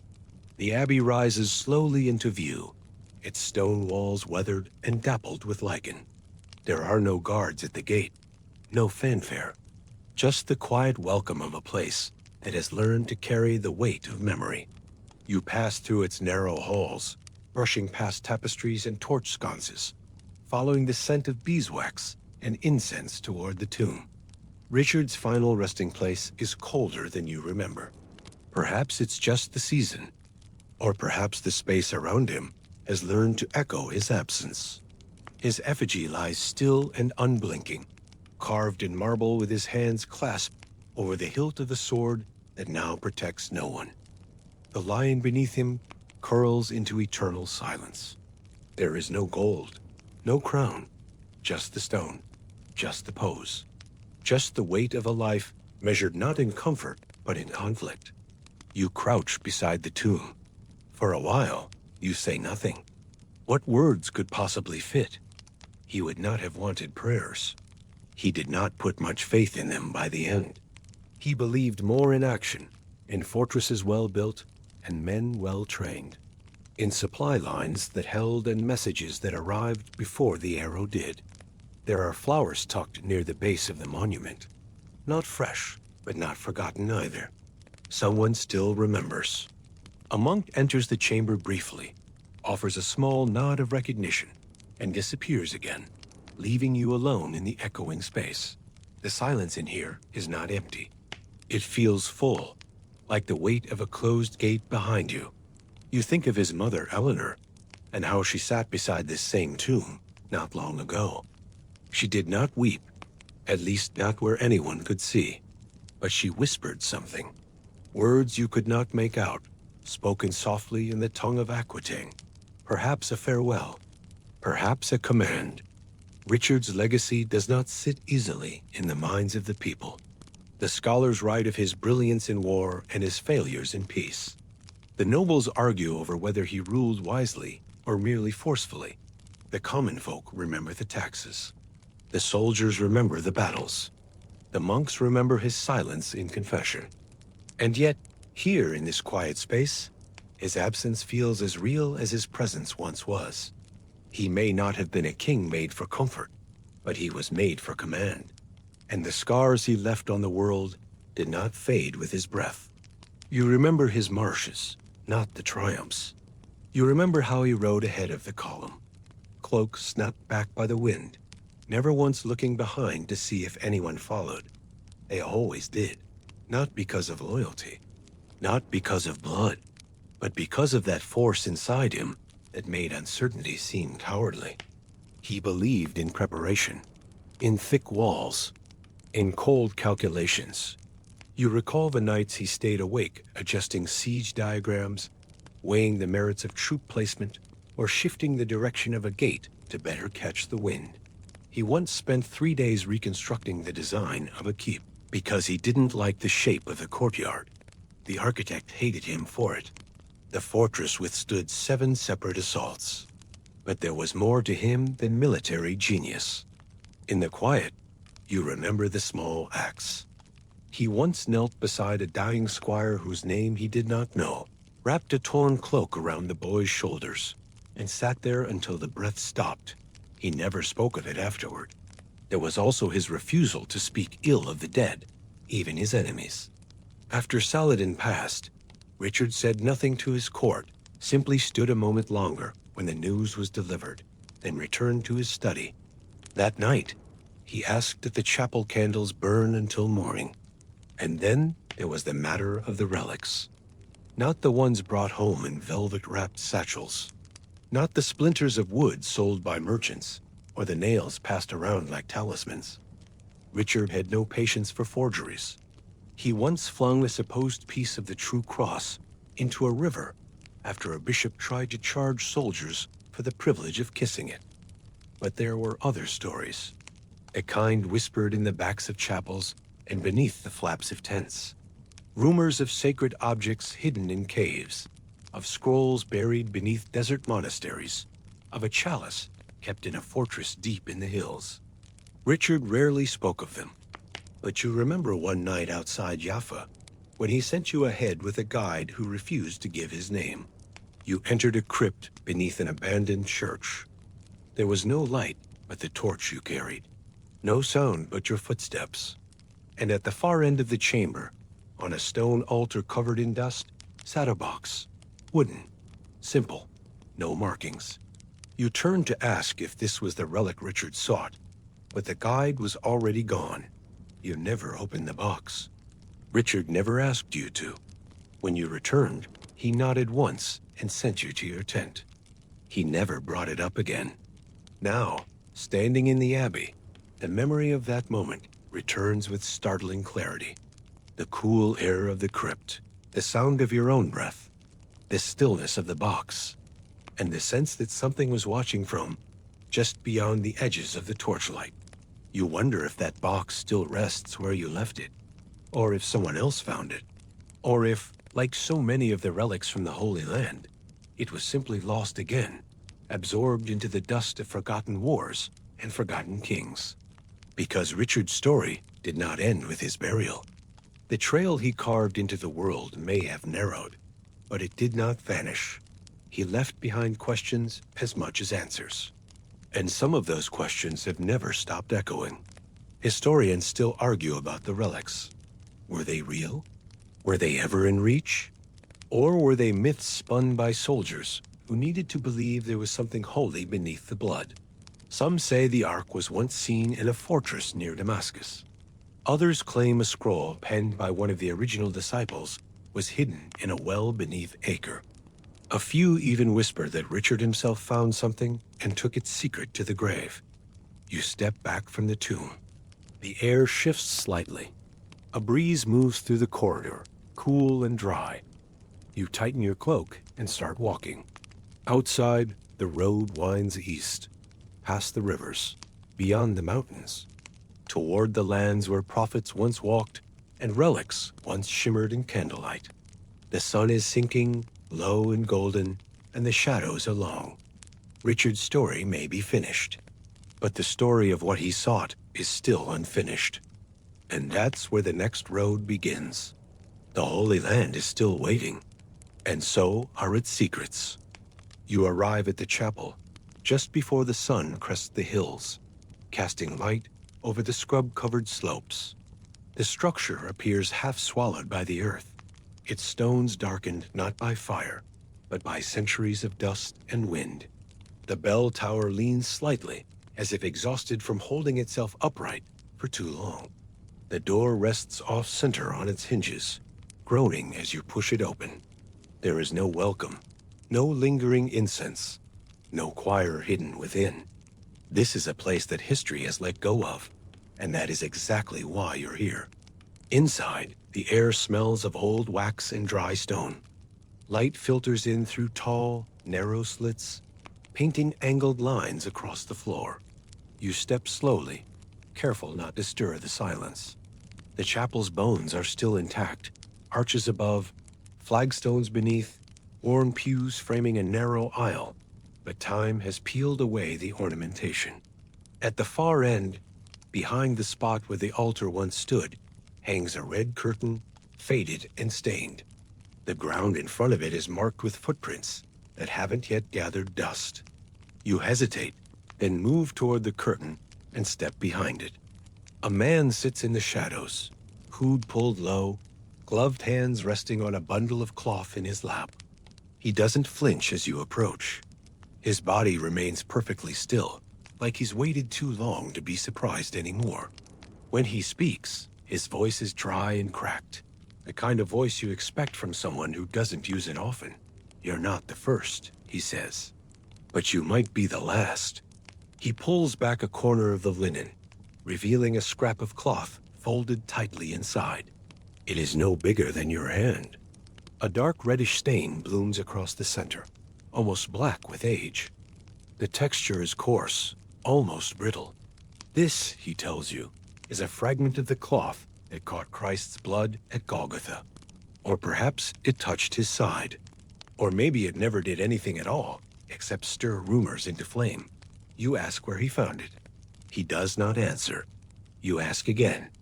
This time, he says, it was never meant to be touched by kings. Beside the cloth lies a slip of parchment, tucked into the folds like an afterthought. You gesture to it, and after a moment, he passes it to you without protest. The legend is clumsy, the ink faded and rushed. It mentions a chapel near Antioch, a coated floor pattern, and a spiral marked into stone.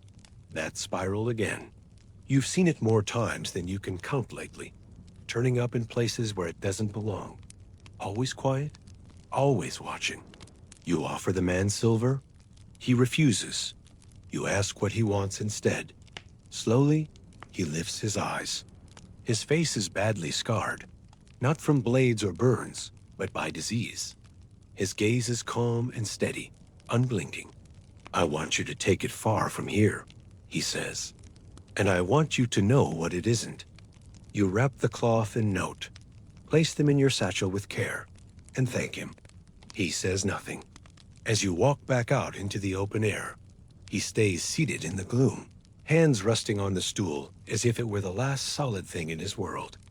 Outside, the morning feels cooler. You ride slowly away from the chapel, glancing back only once. The place looks smaller now, almost folded into the hillside. You wonder how many people carried that cloth before you, how many died trying, and whether any of them truly believed in what they held. Later that day, you stop beneath a cluster of fig trees near a dry stream. The stone trough nearby suggests others have rested here before. An old man lounges nearby, chewing a sprig of mint, his face lined with sun and smoke. He nods toward your pack without speaking. You've got something cursed, he says, his tone flat. They say that cloth killed 3 knights. 1 drowned, 1 burned, 1 vanished. You raise an eyebrow. He shrugs and spits the mint into the dust. People die for less. He tells you a story, one you've heard echoes of before. A crusader claimed to possess a cloth stained with holy blood. He cut it into pieces and sold them to 5 different nobles. Each one swore they had the true relic. Each built a shrine, paraded it through the streets, and guarded it with steel. The relics multiplied, so did the followers. And the cloth? It might have been soaked in ox blood from a Roman training ground. But that didn't stop people from believing. It's a known fact that during the Crusades, dozens of supposed blood relics circulated through Europe. Entire tunics, thin threads, cups, veils, even sponges. Some came with forged histories. Others arrived by ship with no explanation at all. The church investigated some and ignored others. Towns built reputations on them. Pilgrims walked for months to kneel before a scrap of fabric. There is something about blood, even imagined blood, that captures the deepest parts of human fear and longing. As you ride inland, the path grows rockier. The map in the parchment hints at a ruined chapel outside Antioch. The spiral is supposed to be etched into the stone near the altar.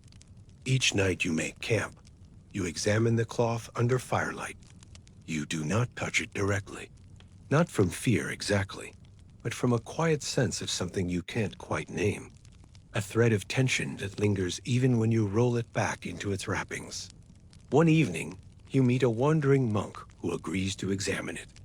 He handles it like it might bite him, but he doesn't flinch. After a long silence, he speaks. It might be real. It might not. That isn't what matters. You ask what does matter. That someone believed in it enough to die. You ask whether that belief makes it holy. No, he replies. It makes it dangerous. That night, you dream of a cloth stretched wide beneath torchlight. As you lift it, a face appears in the weave, not bleeding, not smiling, just present. Eyes that do not blink. You wake before sunrise. The fire burned to ash. The road into Antioch is dry and long. The ruins of the chapel lie just beyond the city, half swallowed by the earth. You find the stone foundations and the faint outline of where the altar once stood. Kneeling in the dust, you see it carved faintly into the floor, a spiral, so worn that only the shape remains. You press your fingers against it and feel nothing beneath the stone. No hum, no warmth, just silence. Historians still argue over how many blood relics existed and whether any were authentic. Some believe none of them ever left Jerusalem. Others suggest the relics were always symbolic, a way to turn belief into something people could carry and protect. A few claim the church quietly destroyed many of them, worried they invited more division than unity. You sit for a long time beside the ruins, cloth still tucked in your satchel, The wind rustles the wild grass. The sky darkens slightly as clouds gather on the horizon. There is no revelation, no glow, no final proof. Just you, a piece of cloth, and a story that refuses to fade. The desert track south of Antioch is barely a path at all. It weaves between dry stones and thorny shrubs, tracing a line that only locals and desperate pilgrims remember. The sun is cruel here, burning away any hope of shade, but the wind carries just enough grit to keep your eyes stinging and your lips dry. By midday, your horse refuses to go further. The animal stands still, sides heaving, refusing even a bribe of water. You have no choice but to continue on foot. Not far from the ridgeline lies a small trading post, more accurately, the bones of one. Its walls have collapsed inward, and the wooden stalls where merchants once displayed their wares are now little more than firewood for passing caravans. But the well still works. You lower the bucket, draw up cool water, and crouch beside it to drink. That's when you hear the voice behind you. You looking for the icon? You turn. A boy stands there, barefoot, his skin darkened by sun and sand. He holds a long stick in one hand. Not quite a weapon, but not just a toy. When you nod, he beckons. Come see my uncle. He knows where it went. You follow him beyond the ruined post, down a narrow path that dips into a hollow where canvas tents rise like faded mushrooms. A few camels lie tethered near a fire pit, chewing lazily. The boy leads you to a man sitting cross-legged under an awning, sharpening a knife with a whetstone. He looks up, studies you for a moment, and gestures for you to sit. The icon of Saint Manas, he says before you can ask. The one with the gilded halo and sapphire eyes. You nod. That's the one. Stories say was last seen packed into a leather saddlebag just after the fall of Edessa, handed to a merchant fleeing south before the gates were breached. Since then, it has passed from caravan to caravan, vanishing and resurfacing like a mirage, always just out of reach. The man offers you tea, lukewarm, gritty with leaves, but you accept. As you sip, he explains. 1 week ago, a caravan passed through. Among them was a woman with a camel so old and ill-tempered it needed to be walked instead of ridden. No one paid her much attention until nightfall, when someone noticed she never slept. Just sat beside her beast, muttering to it, feeding it dates, and rubbing its neck like an old friend. Then, on the 4th night, she vanished. Her camel, too. Only a handful of tracks remained, leading toward the old Roman watchtower by the ridge. You follow the directions he gives and reach the tower by evening. It is no more than a broken column of stacked stones now, barely reaching the height of a tree. But there are signs someone camped here. Scraps of cloth caught on a thorn bush, a broken cooking pot, a hoof print that doesn't belong to your horse. You dismount and circle the ruins, looking for anything that might suggest a relic passed this way. You find it tucked into a crack between 2 stones, a wooden token shaped like a palm frond, painted red. Pilgrims sometimes carry them for protection or as a way to mark a trail only certain eyes can follow. This one is fresh, the paint still flaking. You pocket it and move around the far side of the ruin. There, hidden behind a boulder, is a shallow cave. You slip inside, adjusting your eyes to the dimness. At first, it appears empty, just sand and rocks and a few bits of broken pottery. But in the far corner, almost flush with the wall, lies a satchel. It's cracked with age and half covered in dust. You kneel and open it carefully. Inside is a folded cloth. You lift it and unfold slowly, revealing the icon. It is smaller than you imagined, no more than the length of your forearm, painted on old wood that has warped slightly from heat and time. The image is unmistakable, a haloed figure with 2 large eyes made of dark blue stone. One eye is cracked. A spiderweb fracture spreads across it. The figure's hands are raised in blessing, but the paint has flaked around the fingers. giving the impression that they're worn thin from touch. The icon is old, possibly 6th century.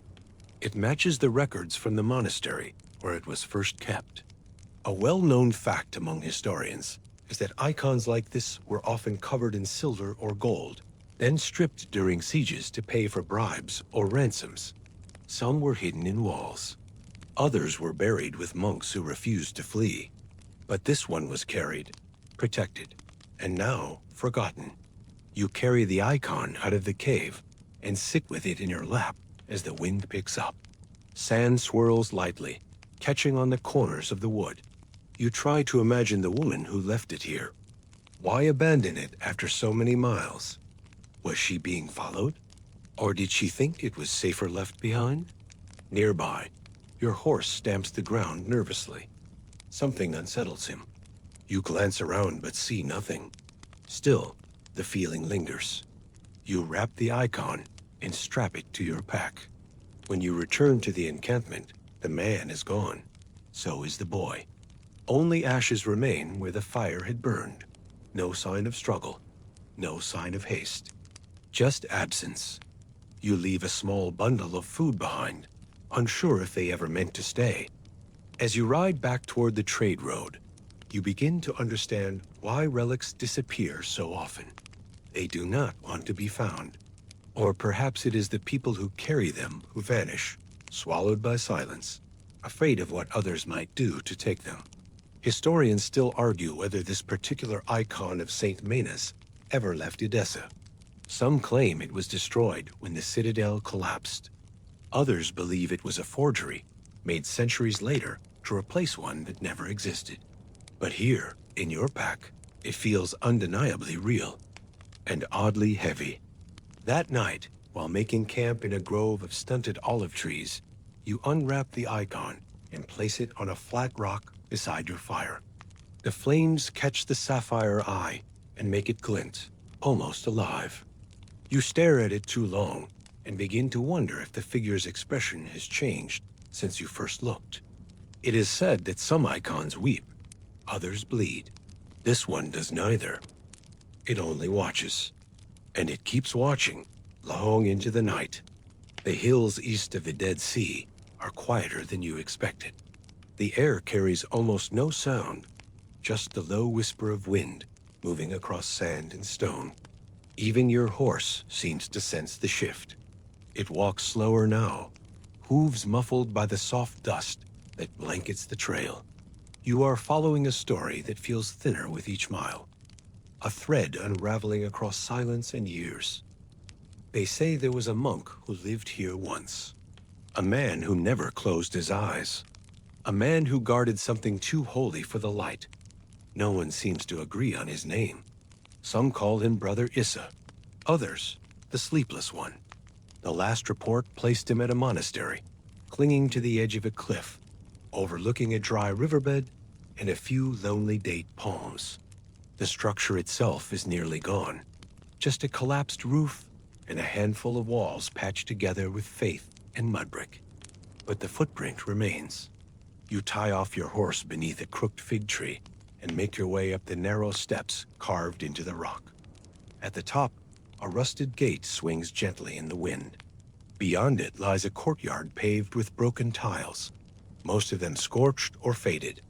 In the center, an old cistern sits empty. What remains of the chapel rises ahead of you, its doorway leaning like a tired shoulder. You step inside and find shadows stretched thin across the ground. The smell of smoke lingers, though nothing burns. Here, in the deepest part of the ruin, you find the monk's cell. It is barely large enough to sit in. A stone bench hugs the back wall. Above it, a small niche once held a lamp. Scratched into the wall beside it, dozens of tick marks run in uneven lines, each set grouped in sevens. A record of days, prayers, or something more obsessive. You lean closer and find a line etched beneath the final group. It reads, "I see him clearer in the dark." You sit for a moment on the bench, letting the quiet fold over you. The place feels like it remembers things. Not loud ones, not grand, but soft memories that settle in the bones.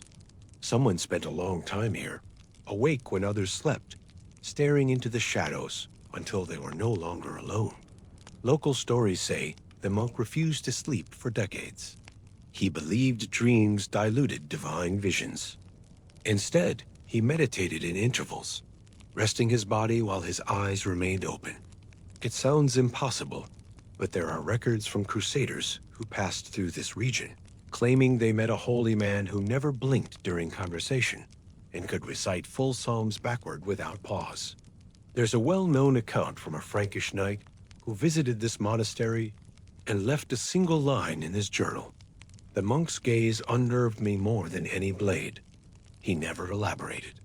Beneath the bench, you find a box. It is no larger than a loaf of bread, carved from olive wood and sealed with a wax emblem long since cracked.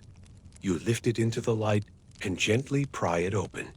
Inside rests a piece of parchment wrapped around a tiny bronze crucifix. The paper is brittle, but the ink remains. It describes a vision, a circle of fire, a spiral of stars, a door in the air. The monk claimed to see it every time he crossed into prayer without sleep. The crucifix, he wrote, would anchor him, prevent him from drifting fully away. The spiral again. The pattern that has haunted your journey now emerges in the margins of the page, drawn with careful repetition. It isn't random. It looks more like a sequence or a sigil. You wonder if the monk discovered it himself or saw it reflected in something ancient and unspoken.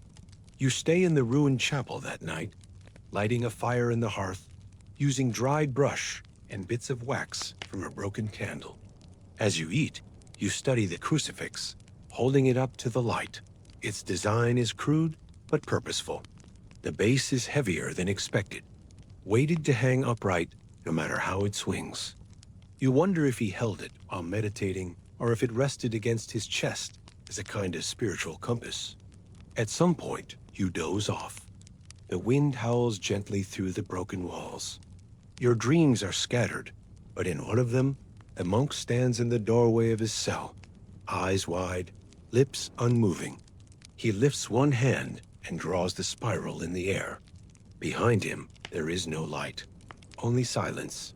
You wake well before sunrise. The crucifix still rests beside you. You wrap it and the parchment carefully and return them to the box. Though the monk is long gone, his message feels fresh, like it was meant for a future he would never see. Historians still debate whether the sleepless monk was a real man or a story crafted by local pilgrims to impress outsiders. Some monasteries kept no written records at all, relying on oral tradition and memory, both easily reshaped. Yet the journal entries from traveling knights, though brief, offer strange consistency. Each describes a man with dry eyes and steady hands. Each suggests he knew something they didn't. A curious footnote from a later bishop mentions confiscating several relics from a desert hermitage, including a blasphemous charm shaped like a cross. He ordered it burned. Whether he succeeded or not is unclear. The record ends mid-sentence. You leave the monastery at dawn, the valley still quiet beneath a pale orange sky. The crucifix now rides in your pack, cushioned between cloth and parchment. You do not know what visions the monk saw, but a part of you wonders if he was truly trying to keep himself awake, or if he had simply already seen too much. As you descend the narrow trail and rejoin the road, the sun begins its slow climb behind you. The shadows shrink, but in the corner of your mind, the spiral lingers, traced again and again by hands that refuse to sleep. You find yourself in a town that doesn't want to be remembered. The maps call it Turbay, or sometimes Durbas, depending on who's scribbling. It lies in a shallow basin between 3 hills and a dry riverbed, where buildings sag with age and the only innkeeper greets you with suspicion before offering stale bread and water. Pilgrims pass through here, occasionally, but never in large numbers. You came for a rumor and stayed because of a name. At the edge of the town's only plaza stands a stone column, about chest high and covered in inscriptions so weathered They resemble claw marks. The locals say it once held a shrine, and in that shrine, encased in polished brass, was the preserved toe of St. Clement. Not a sculpture, not a relic of clothing. A toe, human, shriveled, and according to legend, turned gold upon his martyrdom. It drew knights from 3 kingdoms. Each one left a donation. One left a finger. You begin asking questions in the market. A spice seller tells you the relic was real, but cursed. A cloth merchant says it was a fake, crafted by a local smith who coated a pig's toe in alchemical powders. An old woman near the well insists it was stolen by a knight who believed it granted invincibility. She claims he died the next day choking on a fishbone. Everyone agrees it disappeared nearly 40 years ago. You follow the trail of the knight who supposedly took it. His name was Sir Aymery of Rouen, and according to a crumbling chronicle you find in a nearby monastery, he returned from the Holy Land with a sack full of bones, each one labeled and blessed, though none authenticated. Among them was the toe, wrapped in silk and sealed with wax. He paraded it through 3 towns, collected donations, and claimed divine favor. Then he vanished in Tripoli, leaving behind nothing but a satchel of forged relics and a scandal that nearly collapsed the abbey that sponsored him. In a cellar beneath the town's tiny church, you find a hidden ledger. It's barely legible, the ink faded and the parchment warped from moisture. Still, one entry stands out. It lists the toe as Item 7, presumed authentic, gilded fragment of unknown origin, acquired via exchange with knight from Provence, not to be displayed until confirmed. That last note is underlined twice. The cellar is cold and quiet, but you notice something else tucked behind the shelves, a small chest covered in dust and marked with a faded red spiral. Your heart stutters for a moment. This symbol again. You lift the lid carefully and find not a relic, but a letter. Its seal is broken, and the handwriting is tight and nervous. It reads, "The relic glowed under the oil lamp. I do not know if that was faith or metal. I fear it may have been both. The knights are beginning to lie to each other. One swore he saw it move. You read the letter twice. It sounds more like a confession than a record. Whoever wrote it seemed less concerned with the relic's value, and more with the effect it had on those who sought it. You wonder how many knights truly believed what they carried, and how many were simply willing to believe long enough to turn a profit. It's a well-known fact that during the later Crusades, the relic trade became one of the most lucrative side industries in Christendom. Knights returning from the East often brought back supposed bones of saints, nails from the cross, thorns from the crown, even feathers claimed to be from angel wings. Some were likely genuine, most were fakes. The line between relic and souvenir blurred so thoroughly that even bishops had difficulty telling them apart. Entire abbeys were founded on bones that later turned out to be goat hooves, and yet they mattered. Pilgrims still walked for weeks to see them. Towns still grew rich from the presence of a sacred shard. Even fraud held power, if people needed it badly enough. You spend a few more days in Turbay, speaking with whoever will talk. Most avoid your questions now. The innkeeper won't meet your eyes. You begin to suspect someone knows more than they're letting on. On your final night, a man approaches your table quietly, places a folded cloth beside your bowl of soup, and walks away without a word. Inside the cloth is a drawing. A toe, rounded and thick, encased in what appears to be gold leaf. Below it, a date scratched quickly. 1214. On the back, a message. Still buried. South wall. Behind the second stone. You leave at dawn and circle the church as the sky turns pale. The south wall is cracked and faded, and the second stone from the end is loose. It takes time, but you manage to pry it free. Inside, wrapped in waxed linen and buried in a hollow, is a small reliquary, round, with floral patterns etched along its base. You open it slowly. There it is. a toe, or something shaped like one, small, blackened, and wrapped in gold foil so thin it flakes at your touch. You hold it up to the light. It is grotesque and yet oddly beautiful, a tiny monument to belief and deception, tucked away behind a church wall for decades. Historians still argue about the relics of St. Clement. His actual remains were moved several times during the medieval period, first to Constantinople, then supposedly to Rome. But a few chroniclers mention fragmentary remains scattered elsewhere, given as gifts to noble families or hidden in forgotten shrines. Some scholars believe these fragments were fabricated to legitimize smaller churches. Others suspect some were real, but never recorded properly.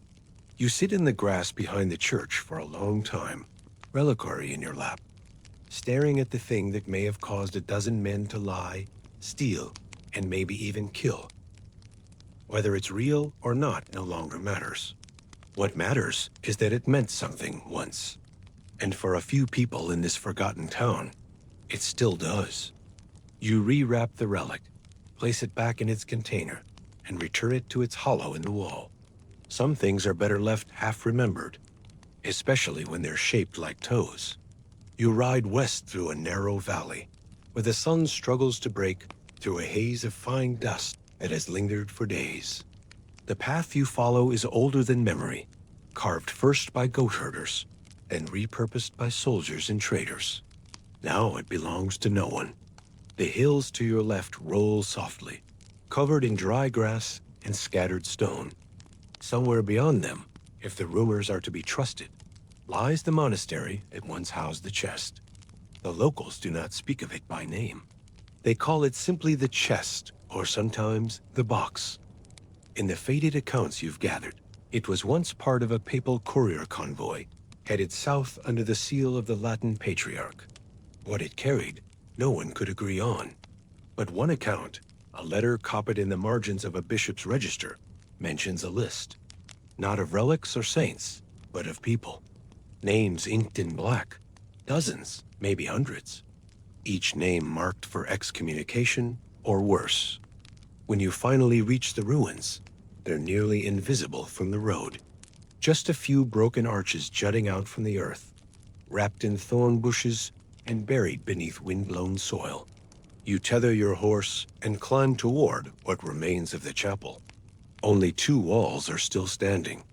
The altar has collapsed into rubble. But in a back room, partially hidden by a slab of fallen masonry, you find the vault. It isn't locked. The door has long since rusted and swung open. Inside, the air is cool and still. You lower yourself down and light a lamp, revealing rows of wooden shelves eaten away by insects in time. Scrolls lie crumbled to dust. Parchments have fused together into unreadable lumps. But tucked in the corner, behind a rotted sack of grain, rests a small chest with iron bands. Its seal is cracked, but the insignia remains faintly visible. A triple-barred cross, the mark of a Templar quartermaster. You lift the lid slowly. Inside, beneath layers of disintegrated cloth and flakes of old wax, are two surviving objects. The first is a thick ledger bound in dark leather, its pages stiff but intact. The second is a dagger, short and flat, with a chipped hilt and what appears to be dried resin along the blade's edge. You set the dagger aside and open the ledger. The first 10 pages list inventories: candles, rope, alms, dried meats. Then the ink shifts, darker and more deliberate. Names begin to appear, each one written in a different hand. Some are underlined, some are marked with red dots. One has a thin cross drawn beside it, and next to that, a single word: removed. You flip through more pages. The names continue. Next to a handful are brief notations. Spoke against relic. Hid icon in cellar. Doubted miracle. Many are simply labeled missing. A chill settles over you. This isn't just a list. It is a quiet execution record. You recognize one of the names. A monk you read about weeks ago, whose body was found outside Jerusalem, with a satchel full of forged indulgences. He was dismissed publicly, but never accused of heresy. Yet here, next to his name, someone wrote, "Handled scroll, aware of breach." The dagger, you now suspect, may not have been ceremonial. It's a well-known fact that the Church maintained internal watch lists during the Crusades, especially after the proliferation of forged relics and rogue preachers. These lists were rarely formal, often hidden in letters or passed between clerics as whispers. The Vatican archives mention such correspondence, but deny the existence of centralized records. Still, this ledger seems to suggest otherwise. A pattern of quiet removals, sanctioned or otherwise, cloaked in enough ambiguity to avoid scandal. You begin to understand why no one talks about this chest. It held secrets not just about relics, but about those who questioned them. As you read further, a strange entry catches your attention. A name scratched out so forcefully the parchment tore beneath it. Below the tear is a faint spiral, the same symbol that has trailed you through cities, deserts, and ruins. You trace it lightly with your finger, feeling the shallow groove where the ink etched too deeply. Next to the spiral, a short phrase, "Silence is proof." You close the book and sit back, the weight of the ledger settling into your thoughts. Whoever kept this record wasn't merely watching. They were judging, tracking descent in a world where belief had become currency, weapon, and shield all at once. Later that evening, as the sun drops behind the hills, you build a small fire just outside the vault. The chest rests beside you, closed again. You debate whether to take the ledger or leave it where you found it. Something about it feels unfinished, like it was never meant to be discovered, but also not meant to disappear. You think of the spiral again and again, resurfacing in places where silence gathers. Is it a sign of warning or a mark of witness? Historians still argue about such symbols. Some claim they represented specific sects within the church. Others believe they were personal marks used by scribes and spies. One theory even suggests they were messages left for future reformers, hidden in plain sight, waiting to be understood. The fire crackles quietly. You open the ledger one last time and read the final entry. No name, just a question. How many must vanish before belief becomes silence? You close the book and look up at the stars. The valley is quiet, the hills darker now. You feel alone, but not unwatched. Somewhere beyond this place, someone once carried that chest under strict orders, writing names with a steady hand and no regret. And now it's here, resting beside a fire that casts its own shadows across the stones. You bury the chest beneath a cairn of rocks near the vault, not to hide it, not to protect it, just to let it rest. Then you mount your horse and ride north, toward the last ruin on your map. Whatever relics remain, whatever fragments of holiness or hopes lie waiting, you are ready to see them, even if they never meant to be found. The path into the cliffs is narrow and wind-worn, carved more by weather than by hands. Loose stones slip underfoot, and the occasional gust echoes off the canyon walls with a low whistle that sounds almost human. You follow the trail higher, where the air thins and the sky turns a harder shade of blue. The locals say the monastery once perched up here was never marked on maps. It was built for those who had something to forget, or something to protect. Either way, it wasn't meant to be found by the curious. Your horse refuses to go beyond the last plateau. There's no proper trail beyond that, only foot-worn switchbacks and jagged steps etched into the rock face. You tie it off at a scrubby olive tree and begin the climb alone, the monastery barely visible through a veil of dust. By the time you reach the upper ridge, the sun has sunk low enough to cast long shadows from every rock. Before you, half buried in the slope, stands a crumbling stone entrance. No gate, no signage, just a few carved letters above the threshold, nearly eroded into nothing. You push past the ivy and step inside. The silence is immediate and absolute. Your footsteps go mute against the worn floor, and the air feels different, heavy with moisture and the faint trace of old incense, as if prayers once whispered here had never quite left. The temperature drops sharply, and your breath fogs faintly in the light from your lantern. The main nave opens in a long arc ahead, flanked by rows of cracked pillars and narrow vaults. This space was meant to intimidate, not welcome. The scale is wrong for such an isolated place, suggesting it was meant to house more than a few monks. It feels too large for the cliff it rests on, almost as if the stone reshaped itself to hold something greater than its physical mass. You begin walking slowly, lantern raised. The shadows shift, but never vanish. At the far end, just behind what remains of the altar, you find a staircase descending into the floor.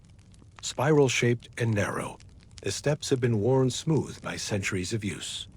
Bits of debris crunch under your boots, and each echo of your footfall feels like it's swallowed whole before it can reach the next turn. The spiral goes deeper than you expect. At the bottom, the passage widens into a vaulted chamber lined with stone alcoves. Each alcove once held something: boxes, scrolls, reliquaries, but now most sit empty, choked with dust and cobwebs. One still holds a glass case, cracked but intact. Inside, a jawbone rests on a faded cushion of crushed velvet. A note beneath it reads, "Fragment of the Apostles' Herald." You stand silently before it for a moment, unsure whether to be awed or skeptical. It's hard to say what's real anymore, when so many of these items turned into currency, traded in belief rather than gold. On the opposite side of the chamber, a wall bears inscriptions in multiple languages: Latin, Greek, early Arabic. Most are prayers. A few are confessions. One, etched deeper than the rest, simply says, "Not all echoes return." You trace your fingers across the cold stone, feeling the deep cuts in each letter. Whoever carved this wasn't hurried. They wanted the message to stay. You sit for a while, lantern beside you, listening. The silence is complete, but it doesn't feel empty. It feels full, like a theater just before the curtain rises. A heavy quiet that settles into the lungs and makes each breath a kind of ritual. It's a well-known fact that some monastic orders believed relics should not be venerated in song or speech. That prayer, in its truest form, required a silence so profound that thought itself would hesitate. This place feels like it was built for that kind of silence, but not everything here has gone still. As you explore deeper into the vaults, you find scratch marks on one of the doors, not recent, but deliberate. Parallel lines and uneven groups, perhaps a tally, or a kind of code. On the stone nearby, a wooden panel has been pulled free to reveal a hidden compartment behind it. Inside, a cloth-bound bundle, sealed with a small knot of red twine. You open it carefully. Inside are three strange items: a strip of chainmail, rusted and stained at the edges; a carved stone shaped like a heart, blackened with age; and a piece of parchment bearing a familiar mark, the spiral, drawn again in dark, rust-colored ink. You stare at it for a long time, feeling something tighten behind your ribs. That symbol has followed you from caravans to shrines, from dead monk cells to ledgers no one was meant to read. And now it sits here in your hand again, waiting. The heart-shaped stone is smooth and heavy, clearly shaped with care, not a toy. Maybe a keepsake, or maybe something symbolic, its purpose now forgotten. The chainmail fragment is jagged where it was cut, not broken. Someone removed it on purpose. All three items were hidden here by someone who either feared they would be discovered or hoped they would be. You don't know who left them behind or what they were trying to say, but it becomes clear that this chamber was more than a reliquary. It was a resting point, a place for the weary, the hunted, the disillusioned, a place where you left things behind, not out of faith, but out of exhaustion. Historians still debate the purpose of monasteries like this one. Some argue they were meant to protect pilgrims from harsh terrain. Others believe they were safe houses for more dangerous truths, libraries, prisons, maybe even trapdoors in the church's own memory. The lack of official records only deepens the mystery. A few scholars even suggest these vaults were prototypes for what later became known as inquisitorial storage, a place to hide things the public should never see. You light another lantern and place it in the corner to cast more glow across the inscriptions. One name appears 3 times, scratched in different scripts, but repeated like a prayer or a warning. Beneath it, someone added a drawing of a hand with 2 fingers extended, the universal symbol of blessing, but turned upside down. You stand there longer than you mean to, your own reflection flickering in the glass of the relic case. You feel the weight of those who stood here before you, wondering if they walked away lighter or heavier for what they discovered. In the end, you return the bundle to the hidden compartment and reseal it. Some answers are best left for the next visitor. You climb back to the surface slowly. The air up top is colder now, the sky veined with streaks of gold and purple. The day is nearly gone. You stretch your back and scan the ridgeline. That's when you see it. Across the valley, on the next hill over, a fortress looms in silhouette. Rectangular, exact, with walls too straight to be anything but intentional. There are no banners, no smoke from the hearth, just stone and shadow. But you know it the moment you see it, a Templar stronghold. Its profile is unmistakable. Thick walls, arrow slits, square towers placed with mathematical precision.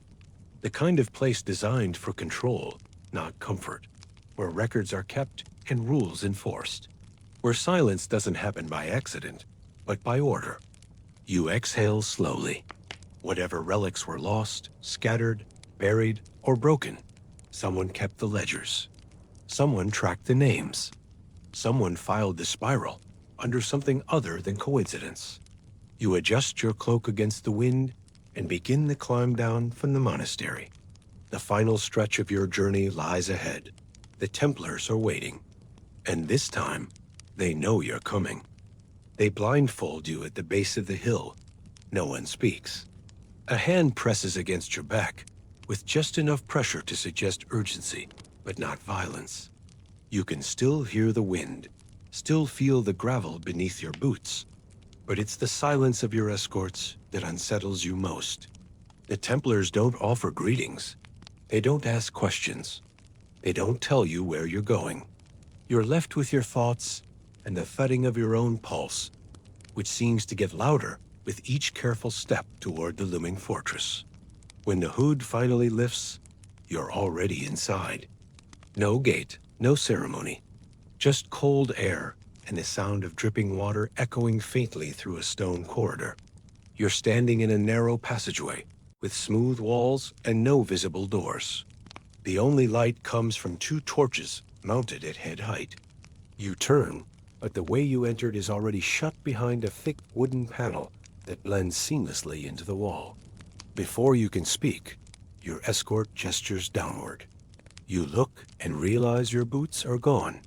Your feet are bare against the cold floor.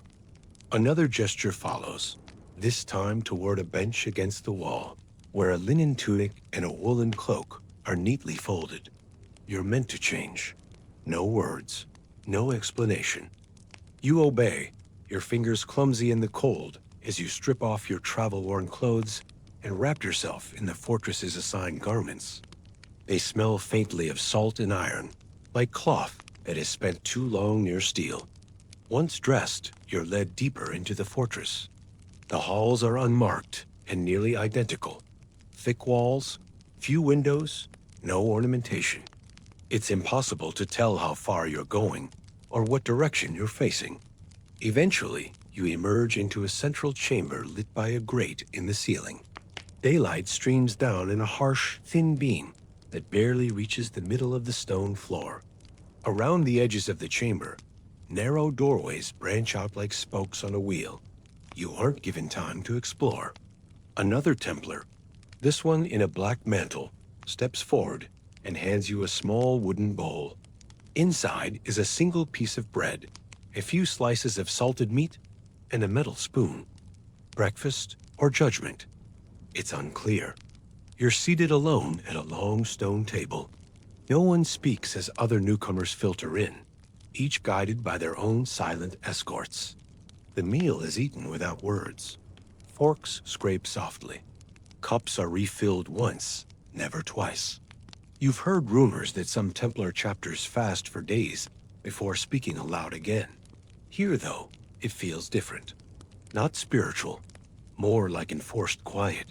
Like any sound could disturb the balance of whatever rules hold this place together. After the meal, a bell rings once. Not a grand bell in a tower, but a small chime near the wall, like a servant summoning a dog. Everyone stands at once and files out into separate halls.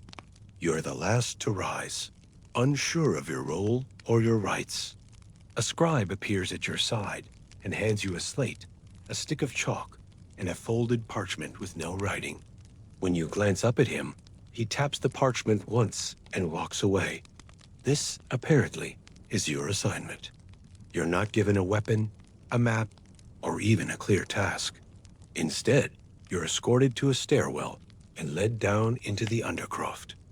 There, stone corridors snake through archive rooms filled with ledgers, scrolls, and sealed crates. The dust is thick, but the order is undeniable. Everything here is categorized by script, material, or year. Even the empty shelves are labeled. A well-known fact among historians is that the Templar Order was obsessive about records. Every meal, every horse, every donation was logged. Entire battalions marched into battle with their ledgers strapped behind the saddle. Some chapters had scribes who wrote faster than the knights could speak. There are surviving documents so detailed they include the number of lice discovered in a guest's sleeping mat. Not because it mattered, but because it might someday. In your assigned chamber, you find a chest filled with fragments. Bone shards, bits of cloth, scraps of writing. Each one tagged in Latin shorthand, none with explanation. You suspect many of these were once part of relics, now considered too damaged or too suspicious to display. Your task, you gather, is to match these fragments to inventory logs. It's exhausting. Not because the work is hard, but because it demands absolute silence. Any questions must be written. Any mistake is logged. A chalkboard near your desk lists infractions from the week. Someone sneezed without covering their mouth.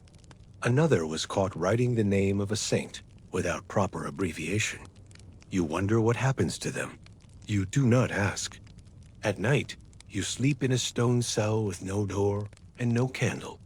The air smells of mildew and soot, and the blanket they've given you is more decorative than warm. Somewhere down the hall, someone coughs, then stops. The fortress quiets by sundown, its rhythms enforced by routine, not rest. This is not a place designed for comfort. It's a place designed to keep things, ideas, objects, people, in place. One evening, during your rounds cataloging a scroll cache, you stumble upon a sealed envelope marked with a red cross. Inside is a list of names. Most are scribbled in Latin, but 2 are in Arabic and 1 in French. Next to the French name is a question mark. You copy it down on the edge of your slate before replacing the envelope. No one mentions it, but the next day, your chalk is missing. There are no locks on your cell, but you feel watched. Your steps echo too loudly now. Your requests for ink are delayed without explanation. Someone wipes the slate clean before you return from meals. You start to notice your own handwriting being mimicked on pages you didn't write. It's a strange, suffocating kind of discipline. One where obedience isn't demanded, just assumed. Even the walls feel like they listen. The fortress itself seems to correct errors, quietly and without fuss. You begin to wonder if the silence is tradition, or if it serves another purpose. A means of ensuring that no one speaks of what they shouldn't, that stories, rumors, and betrayals die before they form. Historians still debate whether these silent protocols were spiritual, bureaucratic, or something more covert. Some believe they were used to filter out dissenters before they ever wore the white mantle. Others suggest it was the only way to safeguard secrets that no one could afford to write down. One afternoon, as you're reviewing the fifth ledger in a row, you hear a single word spoken aloud in the archive hall. A whisper, almost accidental. You freeze. No one moves. Then a door creaks shut, and the sound is gone. The next day, that same ledger is missing. The shelf is rearranged. You ask no questions. You don't write the name down. This is your new rhythm, cold, ordered, and speechless. Still, in the quiet, you learn to read more than pages. You begin to notice when two scrolls are swapped, when a signature is slightly off, when a crate is sealed, but the wax is fresh. The silence teaches you to see more clearly, to listen with something other than ears. And beneath it all, you start to feel the pulse of something older, something hidden in the structure of the fortress itself. These halls weren't just built for defense. They were built to contain, not just relics, but stories. Not just heresy, but memory. As night falls, a bell rings again. 2 tones this time. Tomorrow, you're told, is chapel night, and nothing spoken there is ever to be repeated. The morning after chapel night begins without warning. A flicker of candlelight at your doorway, a whispered breath of cold through the corridor, and the rustle of footsteps heading toward the mess hall. No one knocks. No one speaks. You dress quickly, fingers clumsy in the dark, and follow the flow of robed figures shuffling toward the long stone tables. There's no conversation, only the soft tap of bare sawls and the clinking of wooden bowls against one another as breakfast is distributed. It's always the same. A chunk of hard bread, a tin cup of thin broth, and a slab of salted meat so dry, creaks when you bend it. You chew slowly, jaw working in rhythm with the dozens of others around you. The silence isn't just a tradition here. It's a rule, not just spoken, but embedded in everything, from the way people eat to the way they look at you. A glance held too long feels like a breach. A sigh is almost rebellious.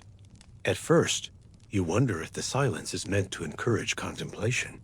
You try to think deeply about purpose, loyalty, discipline. But your thoughts keep wandering back to the meat. What animal did it come from? Why is it pink on the inside, yet sharp enough to cut the roof of your mouth? Is it meant to punish you? Or preserve you? A well-known fact, the Templar diet, especially during periods of penance, was highly regulated. Meals were bland, repetitive, and portioned with mathematical precision. Not out of cruelty, but out of control. Appetite, after all, was the first gate to sin. If you could deny hunger, you might control other urges. But here, the food feels like a test of endurance rather than piety. Once, during midday rations, you bite into a piece of fish so salty your eyes water. You reach for the water pitcher instinctively, only to find it already dry. No one else moves. Their cups remain untouched, as though the thirst is part of the practice. You swallow and nod to yourself. Message received.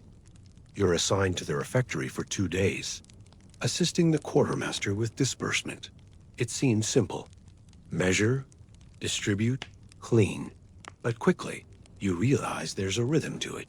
Each bowl must be placed in precisely the same spot. Each serving must weigh exactly the same. Deviate, and a monk will simply stare at the mistake until you correct it. One morning, you hand out a ladle too full. No words are exchanged. But that bowl remains untouched through the meal. It's later taken away without a trace. In the back pantry, behind a heavy canvas curtain, you discover a set of tally marks carved into the wall. They're grouped into 5s, scratched hastily, fading into one another like the days here. Nearby, a wooden board lists penalties: speaking during meals, incorrect ladling, failure to clean the ladle handle. Each infraction has a symbol beside it, some obvious, like a scythe or a hand. others more cryptic. A crescent, a star, a spiral. You find yourself thinking again of the relic vault, of the scrolls, the symbols, the questions never answered. The silence is beginning to scrape at your nerves, not because it's peaceful, but because it feels managed. Like a soundproof box designed to keep things from leaking. When a visiting knight returns from a mission abroad, there's no celebration. He's ushered in silently, his cloak removed, his name recorded in a book thicker than your arm. You watch from the shadows as his boots are replaced with sandals and his sword taken without a word. Within moments, he's indistinguishable from the rest. No rank, no fame, just another bowl at the table. In the kitchen, you begin to recognize a few quiet signs. The scrape of a bench that signals someone is done early. The flick of fingers near the salt bin, meaning supplies are low. The way the oldest monk double taps his spoon before every meal, like a prayer without words. These gestures become their own language. One not written, not spoken, but deeply understood. A lesser-known detail. Some Templar outposts developed their own dialects of silence.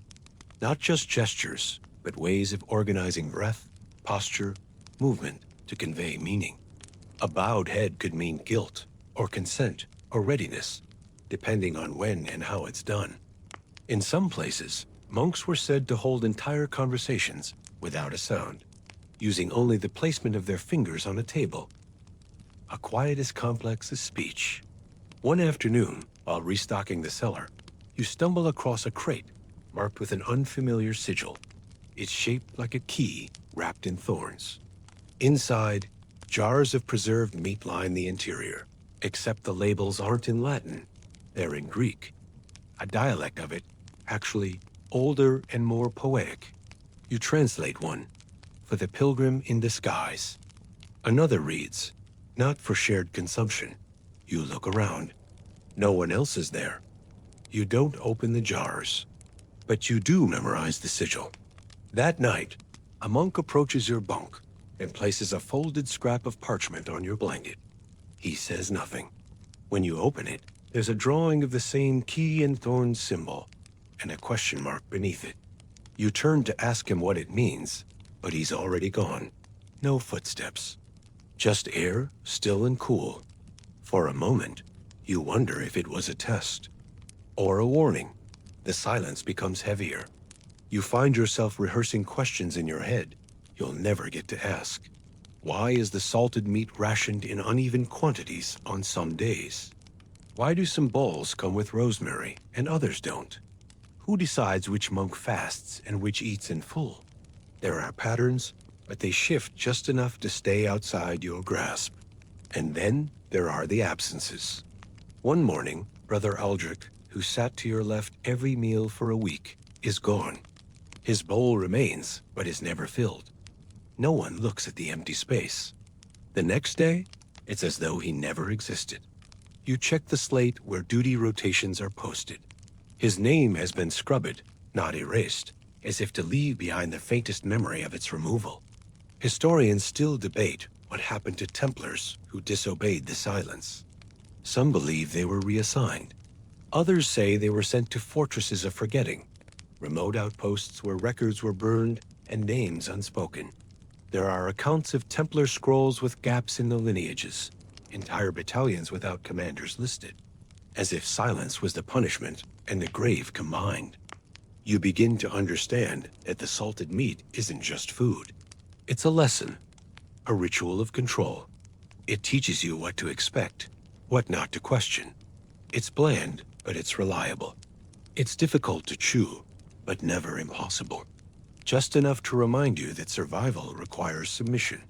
Just enough to remind you that comfort will never be part of the equation. At night, you start dreaming in silence. No voices, just symbols. Rooms that rearrange themselves. Scrolls that unroll to reveal blank parchment, but you still feel certain you've read something. You wake with the taste of salt still on your tongue, and a pressure behind your eyes, like you've been translating something in your sleep. Eventually, your kitchen duty ends. You're rotated into archive maintenance, where silence is even stricter. But the lessons from the refectory stay with you. You place scrolls exactly as you placed bowls. You watch for signs the way you once watched for spoon taps. You write less. You think more. You blend in. And when someone new arrives, barefoot, hooded, and uncertain, you are already watching from the shadows.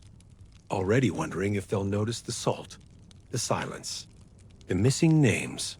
You nod to yourself and return to your work. A meat will be served again tomorrow. The ledger room is colder than the archives, deeper too. The stairs groan as you descend, and the air smells of ink, dust, and something faintly metallic. It feels like stepping into a vault designed not to protect its contents, but to keep them from spreading. Nothing here breathes. The walls are close, the ceiling's low. You duck your head even though you don't have to, an instinct to stay small, quiet. You're given gloves before you enter, not for warmth, but for the pages. The ink here is thick, hand-ground, and flammable. Some of the older ledgers are wrapped in layers of linen and sealed with wax. You're told never to open those unless instructed, and you don't ask why. The shelves are arranged like a maze, labeled not by subject or date, but by access level. The highest tier requires a physical token to unlock. You've never seen anyone use one. Your post for the week is at Desk 4B. It's barely a desk. Just a wooden plank on bricks, stacked against a wall, between two shelves of red-bound volumes. These are travel records, donations, inventories. Most are written in a shorthand it takes you a day to decipher. Latin terms compressed into two-letter codes. An entire sentence summarized in a symbol. By the time you understand the format, you're 2 days behind. You find entries for oil shipments to Antioch, saddle repairs for a unit that never returned, payments made in coins no longer minted. Each line feels like a ghost of a decision someone made far away. Each signature comes with a flourish, meant to signal authority, but none of them look familiar. You begin to notice patterns. A certain sigil repeats.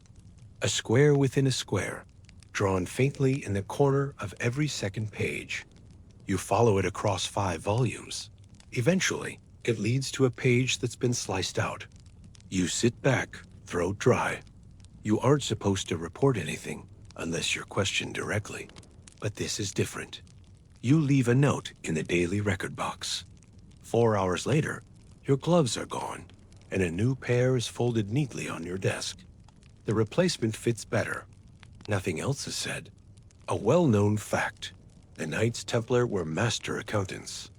Their financial records were more advanced than those of most kingdoms. They loaned money, held deposits, funded entire military campaigns with written guarantees backed by gold that never physically moved. In some cities, their ledgers held more power than royal decrees. The Templars had invented banking before banking had a name. And yet, within these precise documents, there are ghosts. Entire entries written in invisible ink, only legible when held near flame. Pages that have been scraped and rewritten, but only partially. You spot one ledger where a whole chapter has been bound upside down. No one else comments on it. When you flip it over, the handwriting changes. The ink is darker. The names are shorter. The language shifts from Latin to French to something older, something you can't identify. You find maps tucked inside the final pages of one ledger. They're hand-drawn, brittle at the corners. One shows a path through the hills you recently crossed. The other, a layout of this very fortress, but it's wrong. Rooms are missing. Others are larger than they seem in real life. A corridor you've never seen is drawn clearly, leading beneath the kitchens. You trace the ink with your glove and wonder how old the paper is. Wonder if the Templars changed the fortress, or just changed the records. That night, you attempt to find the corridor on the map. You slip out after final bell and move through the dark halls with care, pressing against cold stone and counting the steps. You reach the spot where the hidden hallway should begin. There is only wall, but the stone is warmer here. You press your hand to it and feel a faint vibration. A hum, almost imperceptible. You step back and wait. Nothing happens. Eventually, you leave. The next morning, your ledger assignment is changed. No explanation. You're reassigned to maps. The map chamber is drier, better lit, but somehow less trustworthy. It smells of candle wax and crushed moths. Scrolls line the walls in rows organized by region. You're tasked with copying shipping routes from Palestine to Sicily. The work is quiet, repetitive, calming at first. But then you start noticing discrepancies. The route changes slightly in every map. A harbor disappears. A mountain moves. Rivers bend more than they should. On one, Jerusalem is marked twice. On another, it's not marked at all. You ask to review the original references. The request is denied. A few hours later, that entire shelf is missing. You try to mark the maps in your own shorthand. A dot here, a curve there. But each morning, someone has cleaned your marks. You try again. This time, you slip a note behind the scroll itself. When you return, it's gone, but a fresh piece of parchment has been placed there with a different map entirely. No message, just the drawing. This new map shows a coastline you don't recognize. No landmarks, no scale. Only a single word in the corner, beneath. It becomes harder to sleep, not from fear, but from too much thinking.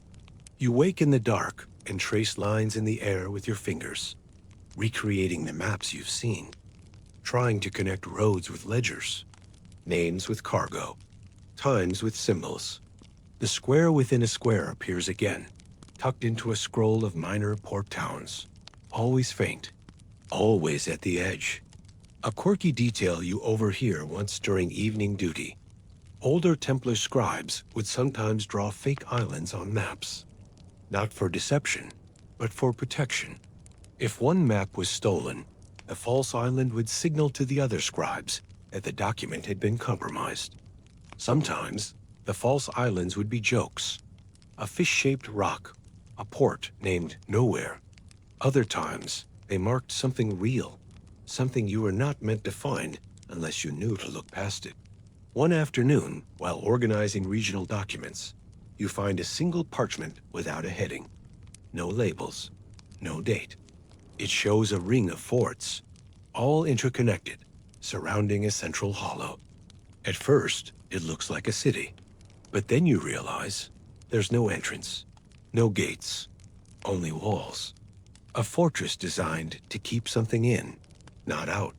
Historians still debate whether the Templars built secret strongholds beneath existing cities, or if the rumors were the result of paranoid imagination. Some claim there were deep holds used to store relics too dangerous for public view. Others suggest these were prisons, not for heretics, but for knowledge. Things that could not be forgotten, but could no longer be spoken. You roll the map back up and place it carefully into the incorrect scroll bin. You write nothing in your logbook that day. Later, as you pass through the stone halls toward the mess, you feel the silence in your chest again. Not emptiness, but pressure. Like standing too close to a storm you can't see. You sit for the evening meal, take your ration of salted meat, and do not speak. No one does. The ledger scribes sit together, but do not look at each other. The cartographers do not unfold their hands. The silence now feels deliberate, mutual. Someone clears their throat. It's the loudest sound you've heard all day. You're summoned after final bell. Not with words, but with a knock. 2 slow taps, then 1 quick. You open your eyes in the dark, unsure if you imagined it. The hallway outside your cell is empty, but a white cord has been tied to your door handle. That's the sign. You follow it. The halls are colder than usual. The torches have been extinguished, except for one every 10 paces. Their flames faint and low. You aren't the only one walking. Ahead of you, another figure in a woolen cloak moves silently, hands clasped. Behind you, soft footfalls. No one speaks. Everyone is barefoot. Eventually, you're led down a stairwell you haven't used before. The stones here are darker, older, more warm. The air thickens. The walls sweat. At the bottom, you reach an iron-bound door already ajar. It creaks as it opens further, revealing a small chamber lit with lanterns hanging from iron hooks. The air smells of wax and pine tar. Inside, there's a stone basin filled with water. You're instructed by gesture to wash your hands and face. You do so, the cold biting at your skin. Your breath fogs the air. One of the monks points to a linen robe hanging on a hook. You put it on over your clothes, the fabric rough against your neck. You step into the chapel. It's underground, windowless, carved directly into the rock. Candles line the walls and iron sconces, flickering shadows across an altar made of unpolished stone. The red cross of the Templar order is painted behind it, faded but unmistakable. Wooden benches line either side of the aisle, but no one sits. Everyone remains standing. A well-known fact, Templar initiation ceremonies were secretive and often misunderstood. Rumors from the outside world painted them as heretical or satanic. But in truth, they were tightly controlled rites of obedience, humility, and silence. Oaths were taken not in grandeur, but in quiet. Some candidates were blindfolded. Others were simply asked one question and judged not by their answer, but by how long they waited to speak. You step forward when signaled, heart pounding. A monk holds out a small book, leather-bound with iron corners. You place your hand on it. The monk nods. No words, just acknowledgement. Another figure steps forward and removes a cloth from a small object on the altar. It's a cup, plain, made of bronze, dented at the rim. You're handed the cup, instructed to drink. The liquid is bitter, herbal, cold. You swallow and nod. That's all. You've begun. A series of gestures follow. You're shown a sealed scroll with your name on it, but you aren't allowed to open it. You're handed a strip of black cloth and asked to fold it 3 times. Then you must tie a knot with your eyes closed. Simple tasks, each one small, but together they form a rhythm of submission. You're not the only one being initiated. 2 others stand beside you, also holding their scrolls, their hands trembling slightly. One sneezes. No one reacts. As the ritual continues, a monk reads from a parchment. The language is Latin, but the cadence is slow, deliberate, hypnotic. You catch certain phrases, frater fidelis, in tenebris custodiet, verbum absconditum, faithful brother, he shall guard in darkness, the hidden word. Behind the altar is a narrow door with a curtain drawn over it. One by one, the initiates are led inside. When it's your turn, the curtain is pulled back and you step into a smaller chamber. It's circular, candlelit, with rough rock walls that seem to amplify your heartbeat. A monk places a hand on your shoulder, guiding you toward a low platform. There, you kneel. You're asked 3 questions, but none of them aloud. Each one is given in gesture, an open hand, a pointed finger, a raised brow. You answer in kind, unsure if your movements are correct. But the monk steps aside, and another enters with a small bowl of ashes. He marks your palms with them, then your forehead. A quirky detail. Some Templar rites used ash not just for symbolism, but as a practical marker. In long ceremonies, it allowed officiants to track who had completed each stage. But in some outposts, ash was mixed with crushed bone or powdered herbs meant to evoke sacred memories, or possibly hallucinations. Some claimed to see visions after the marking. Others simply felt heat. You feel neither, only the cold. You are led to the rear of the chapel, where another corridor begins. This one narrower, descending even deeper. You pass beneath a stone arch carved with strange looping designs. At the base of the steps is a second chamber, this one circular with niches in the walls. Each holds a single object: a glove, a coin, a small sword, a broken hourglass. You're instructed to choose one and place it in the center of the room. You pick the hourglass. Its sand is missing. The wood is scorched. You set it down gently. No one reacts. The monk beside you places a cloth over it. That's the end. Historians still debate the meaning of these symbolic objects. Some think they represented sins to be relinquished. Others believe they were relics from past initiates, passed down to test memory or judgment. A few even claim each item held a piece of truth, and choosing one was a silent confession.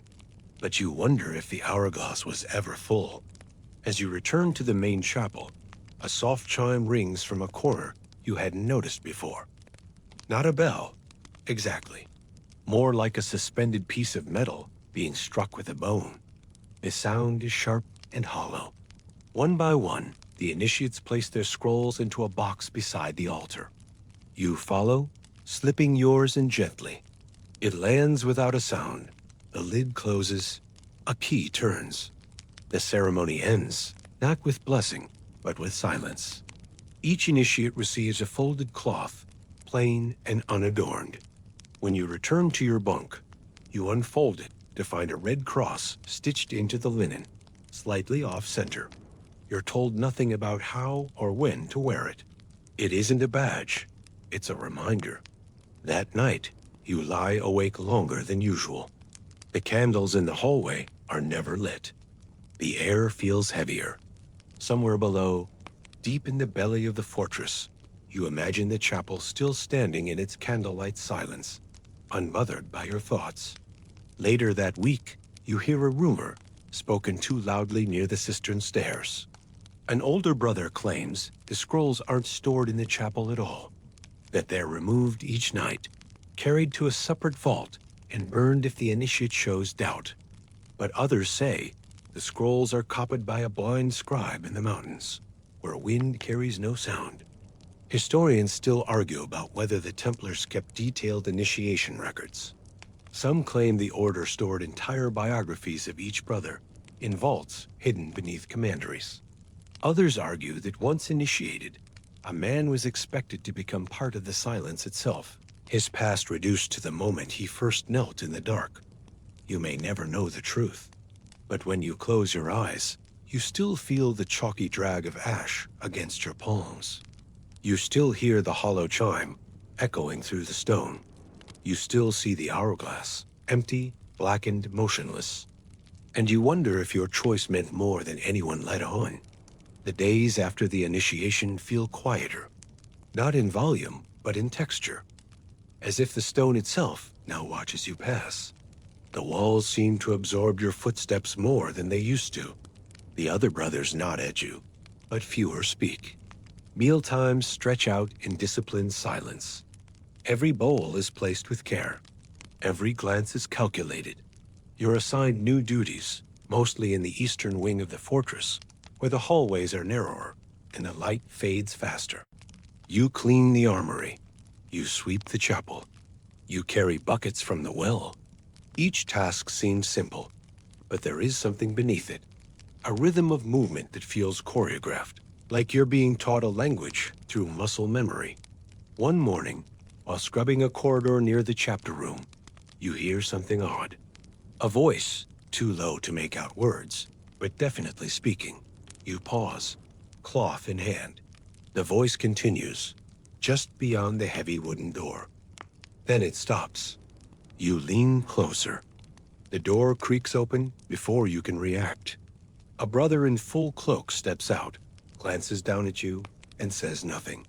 He closes the door behind him and walks away.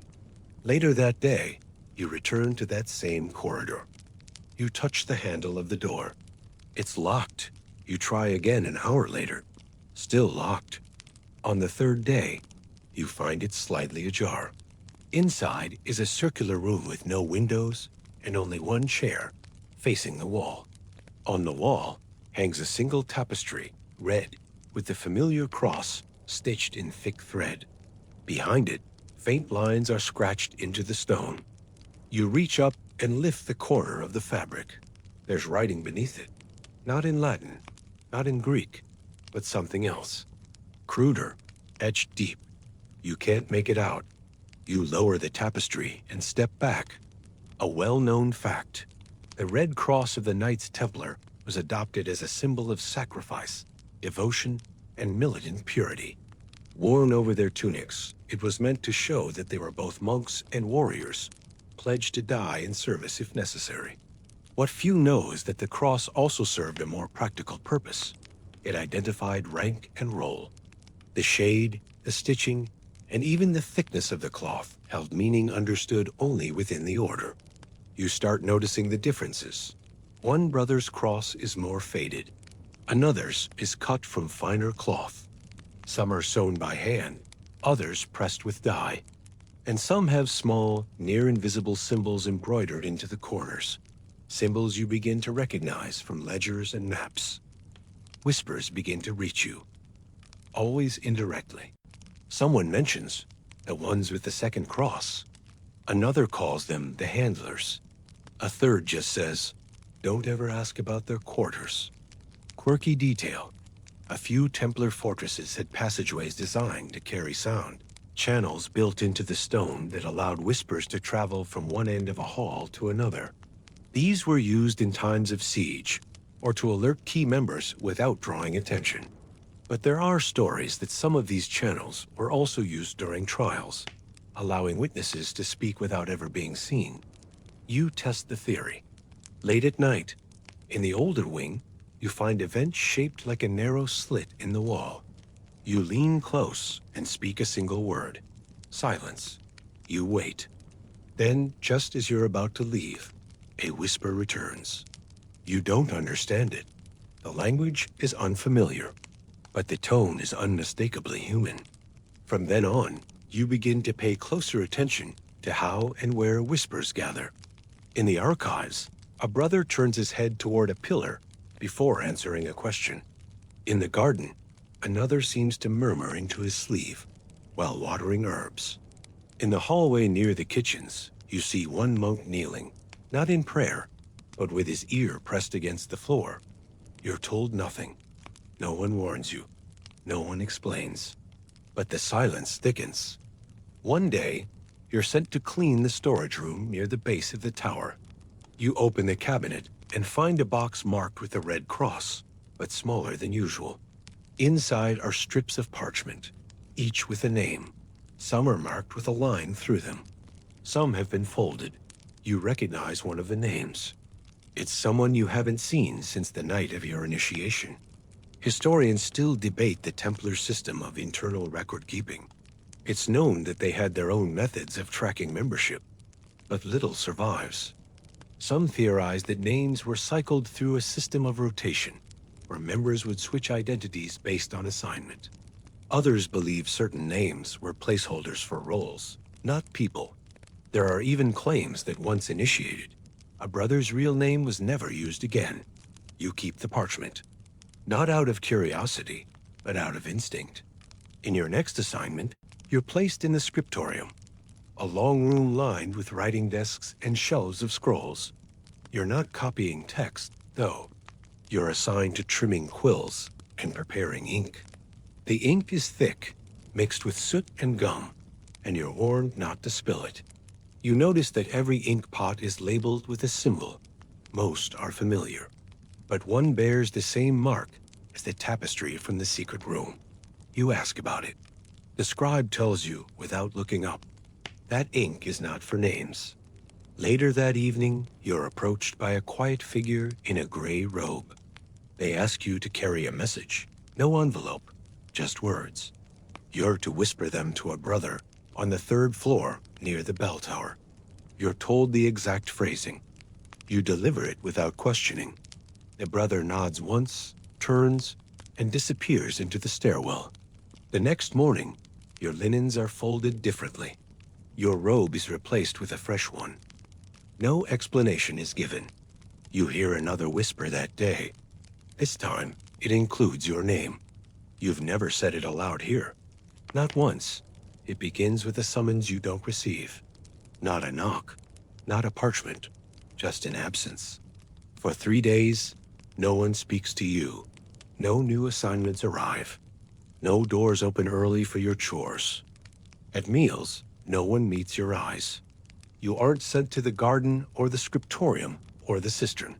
You're left in your cell, listening to the sound of your own breath against the cold stone. On the fourth night, your door isn't locked. It swings inward on its own, just a little, just enough to suggest an invitation. Outside, a torch burns in a bracket. Below it, a folded cloak rests on the floor. It's thicker than yours, lined in dark wool. You put it on. It fits. You know where to go. There's no map, no voice, no sign. But your feet lead you without hesitation to the western staircase, the one carved unevenly into the outer wall of the fortress. You've cleaned it before, but never climbed it all the way. Now, with each step, the sound of your boots on stone echoes higher and sharper, until even the wind seems to hush. At the top, you reach the tower's highest room. It's circular, with narrow slits for windows and a low wooden table at the center. A fire crackles in a stone basin built into the wall, casting shadows that dance across the floor. 3 monks wait for you. They say nothing. They don't gesture. They simply wait. You sit. The monk closest to the fire begins pulling objects from a chest. Not relics, not weapons, not books. Simple things. A spoon worn smooth. A strip of leather. A child's carved toy. He places them gently on the table, one by one, like setting out offerings. When he finishes, he reaches into his robe and pulls out a small folded square of linen. He lays it in front of you. It's your cross, the one you received on initiation night. But this one has changed. The edges are frayed. The thread is faded. The red now looks more like rust. You touch it, and memory stirs. Not a specific image, just a feeling. The weight of that night, the taste of bitter herbs, the silence of stone beneath your knees. The fire crackles louder. Another monk stands and begins to recite a passage, not from scripture, but from an inventory.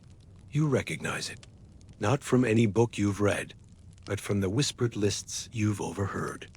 He names objects that don't exist in the world outside these walls. A mirror that absorbs reflection. A candle that cannot be extinguished. A name that erases itself when spoken.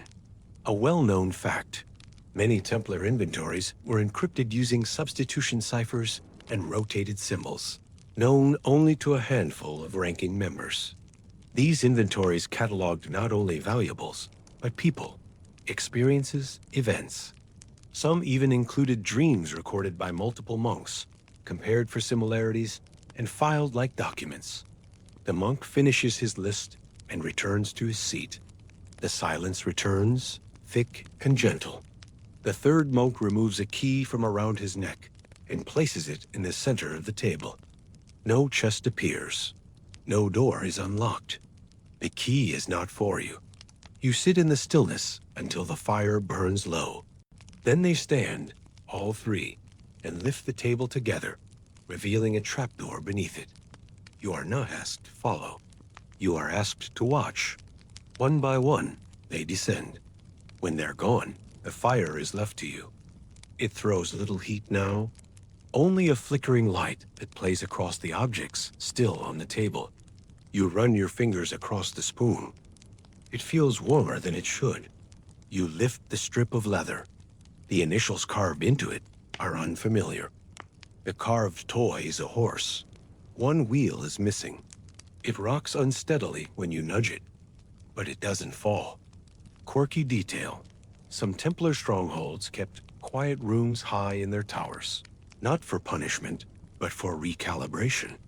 A brother whose mind had grown too sharp, or who had begun to ask too many questions, was sent to one of these towers, surrounded by familiar artifacts, and told to remember what could not be written down.